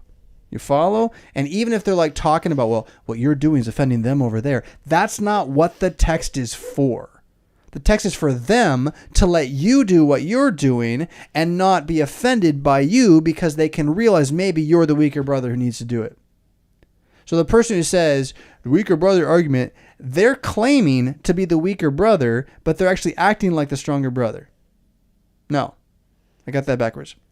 They are they're claiming to be the stronger brother, but they are the weaker brother at that moment, right? Or they're saying, you got to treat me like I'm the weaker brother, but then, yeah. But they're bullying you. But they're bullying you. So they're being. Yeah, I didn't say it well, but. They're strong-arming you. They're strong-arming you. Doing something that you. They're not acting like the weaker brother. The weaker brother is the one who's like offended and quiet and won't say anything. And they're up there saying stuff and like trying to push you. So, again, how would I respond to that? If someone were to actually say that to me to my face, I'd probably scoff at them. Like, are you kidding me? Like, really? Me making the sign of the cross is going to ruin your faith? Like, that's what Paul's concerned about. Don't ruin your faith by eating meat, your brother's faith by eating meat offered to idols in front of him in a way that makes him stumble out of Christianity. My crucifix is going to make you fall away from Christianity? Really? The picture of Jesus dying for you is going to make you fall away from... You don't even know do you read? Like, I wouldn't say that. But really, like in my heart a little bit, I gird myself up for this. Like, the moment they make that argument, they have lost the right to have intelligent conversation with me. I no longer credit them with the ability to think clearly about theological things. And so what they say isn't going to move me. Oh.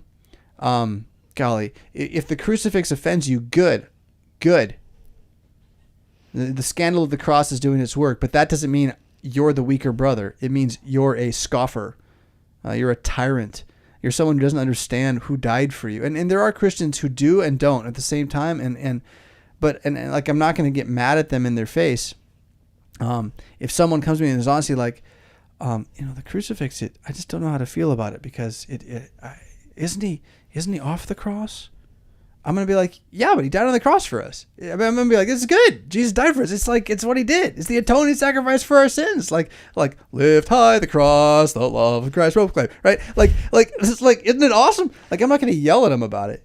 But if someone else, it comes to me and is like, well, you shouldn't do that because this and that, then I'm going to be like, dude, you have no right to talk to me. Like, whatever, you just lost it.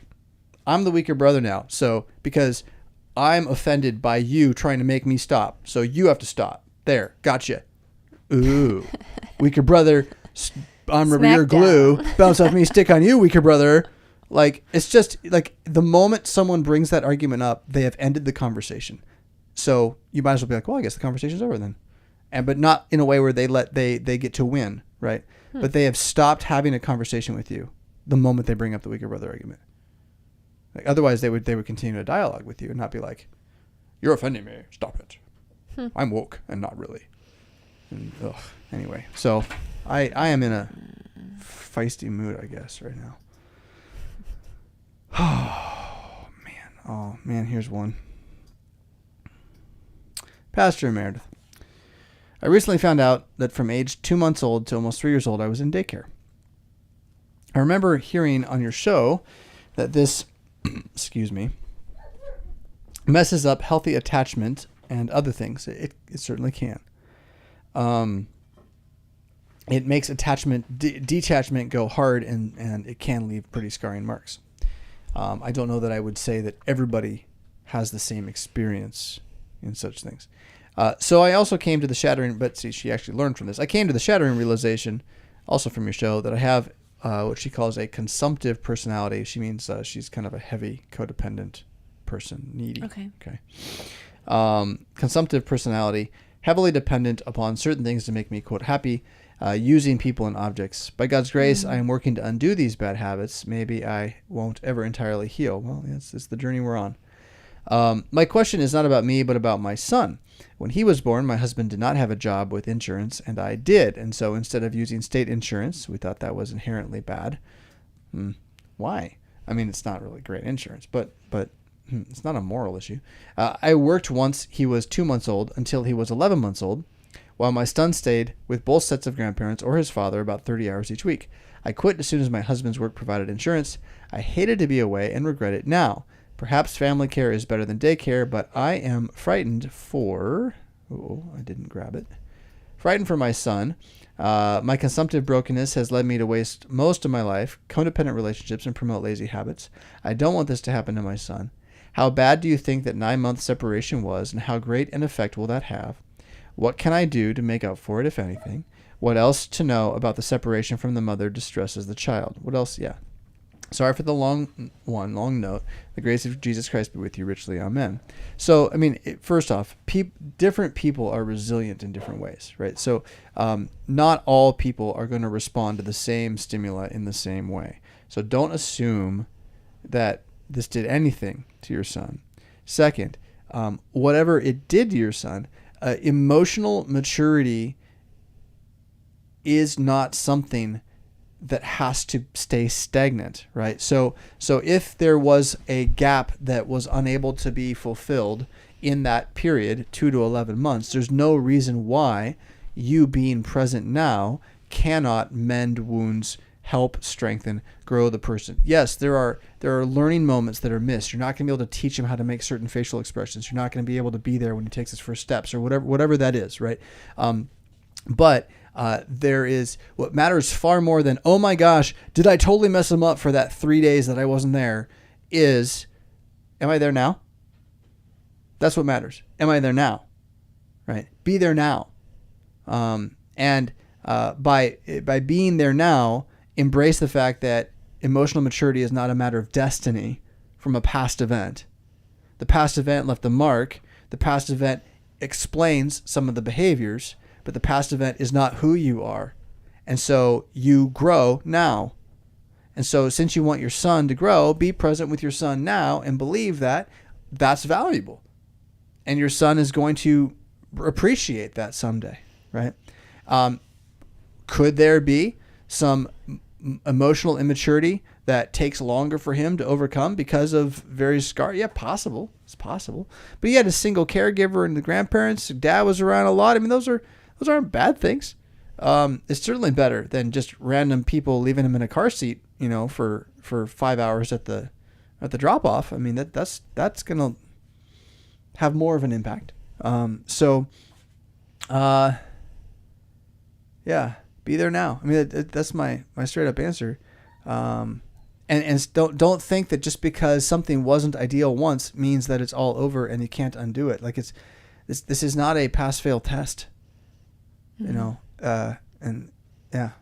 I think that for I guess I'm going personal tonight, but to take it to a personal level, for you, what would have helped or what can help you now is as you unpack or dig up these different emotions, having a parent there who says, yeah, that's right. Yeah. That did happen. And and you're right to have that emotion. Mm-hmm. Like you were saying to me earlier, allowing my son to be mad at himself, saying, yeah, you can be mad at yourself. Yeah.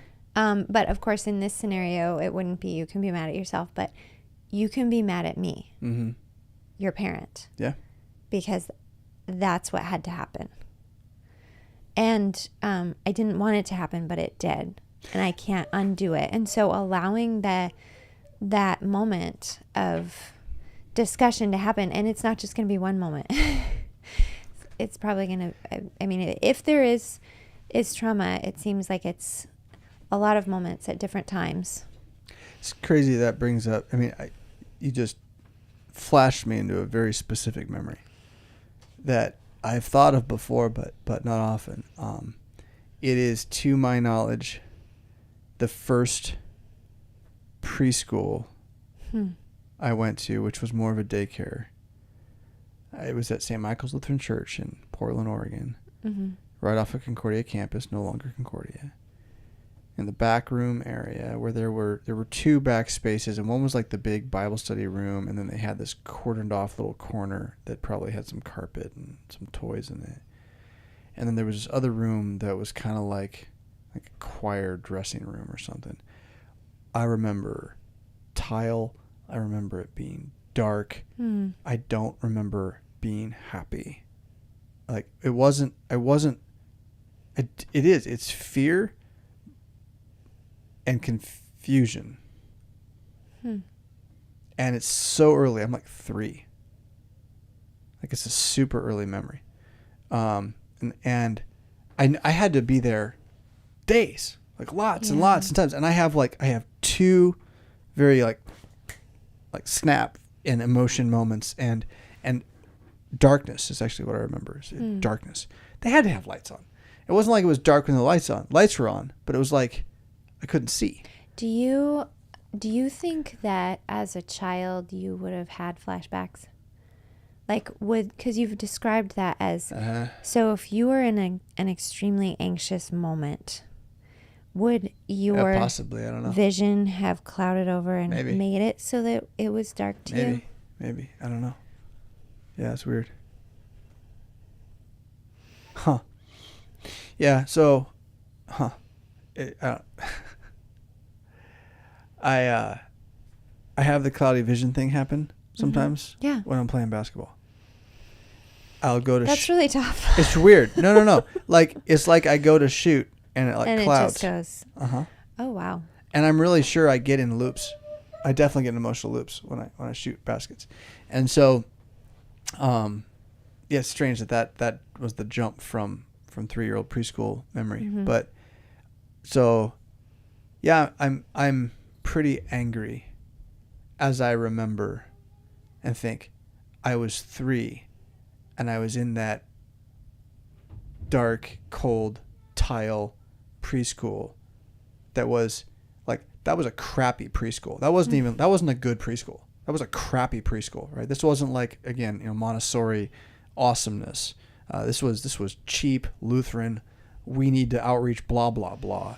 And I was left there for however many days, however much time, so that we could make ends meet and have the house, probably. I don't know. Thank God they fed and clothed me. I'm not angry about that. But golly, yeah, as a 3-year-old, I think I was pretty angry. And if I don't ever reckon with that, then it's still there. So here I am, internet, reckoning with that. Yes, I don't know. Yeah. So makes me angry. Being able to talk to one of your parents about that and have them validate your fear and your frustration. I'm not going to hold out hope on that one. No, but I'm just saying that would help you. Sure, absolutely. Today. Oh, it'd be amazing. I'm sorry we put you in that preschool. I know really that had to be rough. Wow, I didn't know that was happening to you. I'm so sorry. If I had known, I wouldn't. Yeah. I wouldn't have, but we had to. Just to validate But we had to. Don't say but we had to. Just say, yeah, that was sad. We were sad too. I missed those moments. Yeah, and the thing that our viewer who wrote the question, I don't know what her name was, has going for her is that she didn't want to. Yeah, amen. And so you can tell your son, as he gets older, I didn't want to, and it was against my wishes. Jana, that knowledge that you are wanted goes so far, doesn't it, Jonathan? I mean, you've mentioned that specifically and told our children on numerous occasions, no, you are wanted, so that you can undo any feelings of my parents don't want me, my family doesn't want me, I'm all on my own, I don't have a community. And so if you can talk to your children about that wasn't what I wanted to do to you, and I'm so sorry it happened. Yeah. Be there now. Again, right? Be present now. There's nothing that being present now can't overcome. The bigger issue is when the parent continues to be not present, even when they're there.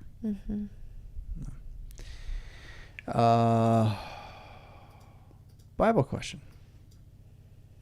Pythias says, Pastor, Mrs. Fisk, my husband and I were reading through 1 Samuel and came to the part where the Philistines captured the ark. That's fun. 1 Samuel 4. Why did they not destroy or attempt to destroy the ark? What were they trying to do by setting it up near Dagon? Further, do you have any good books to recommend regarding Old Testament history that might help us with questions of this sort when they pop up? My husband is finding the Lutheran Study Bible helpful, but it does not answer all of his questions. So first, why did the Philistines not destroy the ark? Why did they put it up in Dagon's temple? It was common practice, kind of weird if you think about it, but it was common practice that if you conquered somebody, you took their gods and you put them up with your God. And it was sort of like like getting their juju. Like, so I'm gonna kill the guy. I'm gonna eat his heart. Now I got his spirit and my spirit, so I'm twice as strong, right? It's kind of like that. Well, I got their God, put him by my God. Their God's worshiping my God now, and together we're even better, right? He conquered him, but now he joined him, sort of thing. And that is, it's like a tribute to their God at that point. It's showing that their God's greater than our God, which is then what our God is like. Oh yeah, watch this.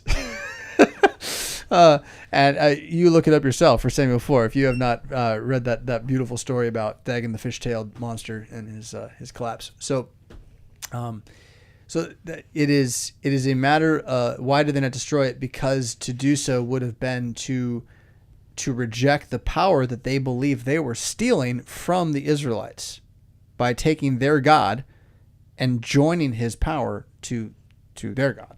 Right? Understand that they're being two different reference. I think if they had attempted to destroy the ark would have destroyed them. It killed anybody who touched it. In terms of resources, I don't know that I have a good resource to recommend, period, for your answer. And I don't know that these will give you everything that you want. But there's a couple of books I found that I continue to see as useful. This one I haven't spent as much time with, but it's called The Biblical World, an Illustrated Atlas. It's National Geographic, so of course it's not going to be written entirely by believers. At times you have the sort of like historical critical stuff coming in, but it's got all sorts of great info about all manner of things surrounding the different eras and times of the people and the stories that are happening in the Old Testament, and it's pretty cool as a book. This one you might look at less, but it certainly would be something like, okay, so Joab's brother, whose name I still don't remember from this morning's reading, is fleet as a gazelle. Okay, well, hey, look, in this the Torah Encyclopedia of the Animal Kingdom, you can go and look up gazelle, right, and learn about. Well, I'm not going to find it very fast. Learn about all the different ways that the gazelle was. So it's not in alphabetical order. No, like I've always wondered about the Hyrax. There he is. There's the Hyrax. He's kind of cute. Yeah. So it's a really cool resource, and it doesn't just say like, okay, well, the gazelle is like a deer, and then you're done. It takes you through the thematic use of the gazelle in the Old Testament, its relationship to other animals, the kingdom or the kind that it belongs to, all this kind of stuff. So super useful. I am reading this one very slowly, and I found it to be really good. Written by a Jewish rabbi. And then I have enjoyed the Holman Bible Atlas. This one is pretty much exclusively geography. And so, you're dealing with like maps, about to get into the migrations of Abraham. So there's Abraham's life, right, in maps. And, it's going to get all the way up to, what's this one here? I just jumped way ahead. The rise of the Neo-Babylonian Empire, right? So it's going to tell you the story along with sort of a geography layout on a map of where things are. So when Saul goes to Jabesh Gilead, like, where is that? Right? You're in your head, he's like, they're there, where, I don't know where any of it is, right?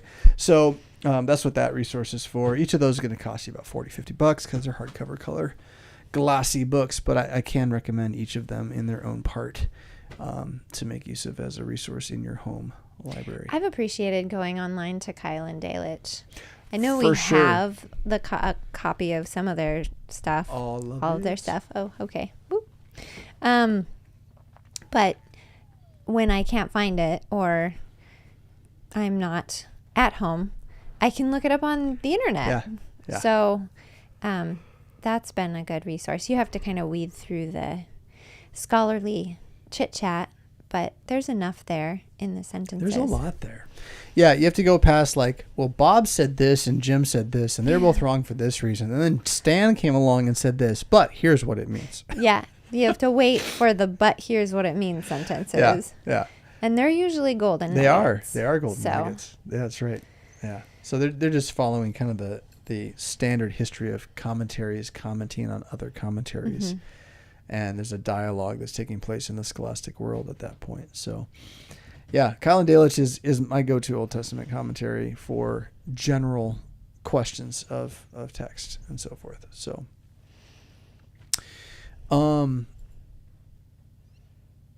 yeah, but in terms of something else that would be just sort of for your standard story questions, I mean, aside from a standard study Bible, which I don't put a lot of stock in those, I used them when I was young, and since becoming a pastor, it's like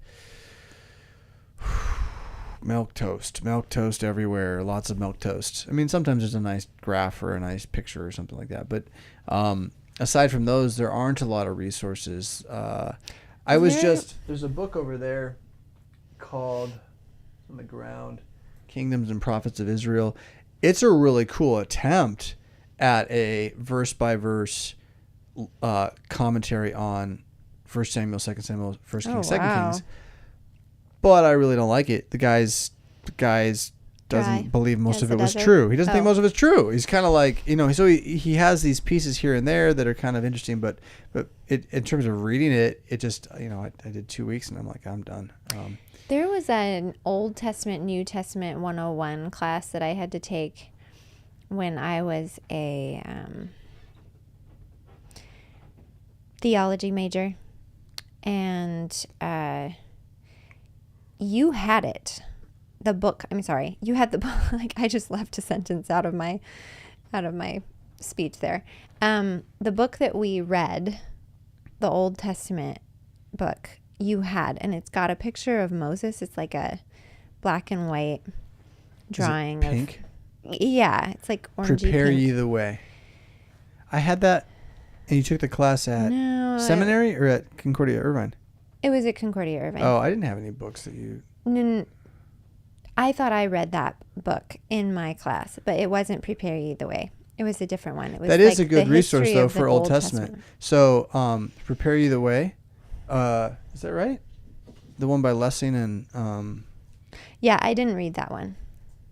You were thinking of a different one. I'm thinking of a different one that you had in your collection at one point, but maybe it was mine.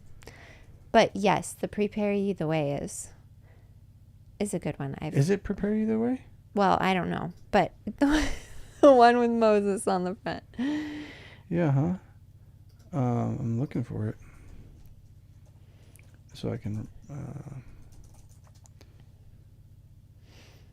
it's like all Godspell. Prepare ye the way. Oh, that's funny. We just lost like 30 viewers at once. No, it must not. Oh, there it is. It is Prepare Ye the Way. Look at that, man. That's expensive now. This thing must be out of print. Yeah, hardcover only used. Not so easy to find on Amazon. Hardcover. Come on, what do we got? They don't even have it. Kindle's $52. Wow. This is a nice resource, though, if you were reading the Old Testament and you want to get kind of a big overview with the whole Old Testament in one book. Yeah, Steinman and Lessing. Steinman is great, too. Man, I can't believe that's currently unavailable. They're not selling the used copies because it's so good. That's why. Man, out of print. What a thing. There was another one that CPH did that was similar to this too, where they did sort of like an Old Testament. Yeah, and I think overview. that's the one that I read because it wasn't Prepared Either Way. It had a really basic title, like Understanding the Old and New Testament. This. Hold on 1 second. We're gonna have these two resources. Yeah, D.A. Carson's An Introduction to the New Testament. That was it. Is a fantastic hardcover, $35. Is a fantastic book, and there is a parallel book, Longman and Dillard's An Introduction to the Old Testament. That was the one. Yeah, each of these books is going to give you a summary of the book you're reading, like the whole Old Testament, each book separately, a summary, an outline, major themes, big scholarly questions, historical reasons, where it was written, authorship, all this kind of stuff. So it's going to give you a nice big background on each piece. It's called isagogics, the history of the book, as opposed to what is in the book. But both of those are decent resources there overall. Yeah.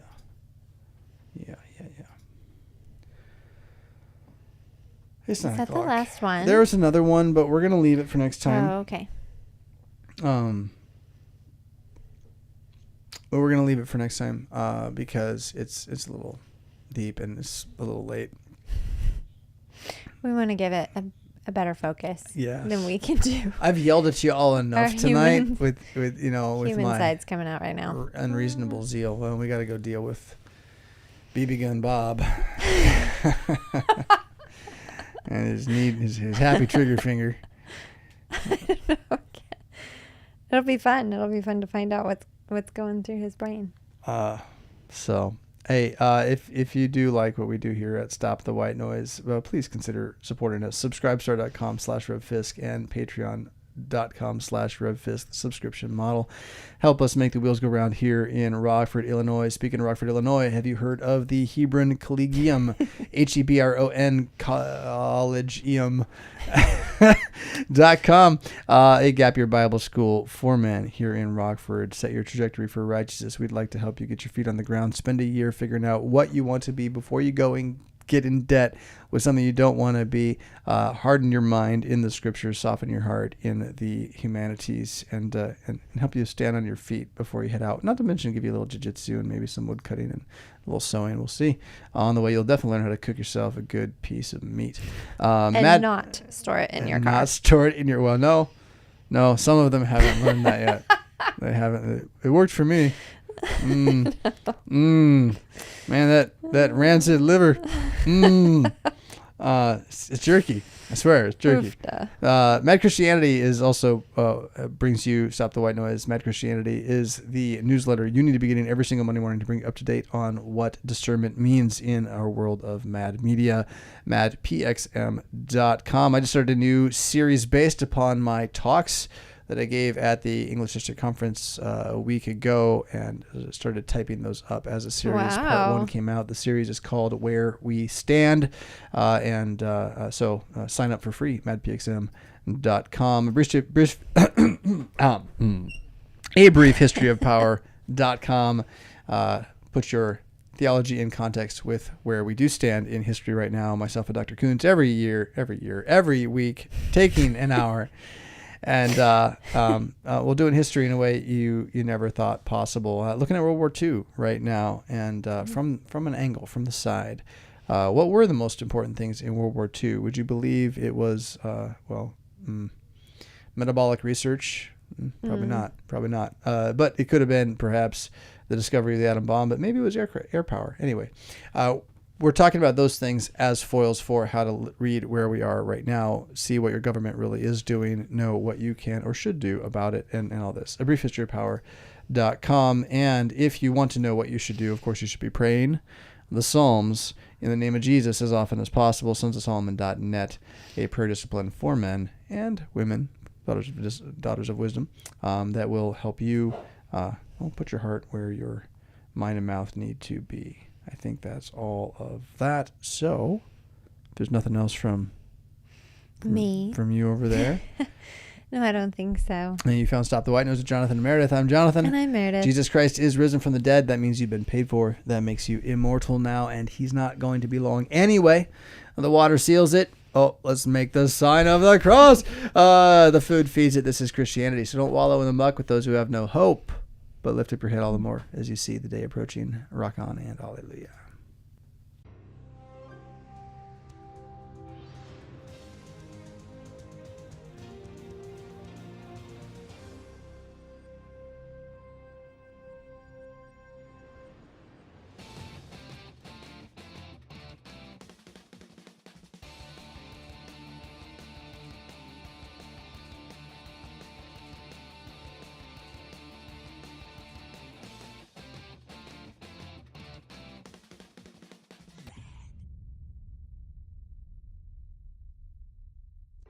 Was that worth $1? Click the Patreon link in the show notes to sign up.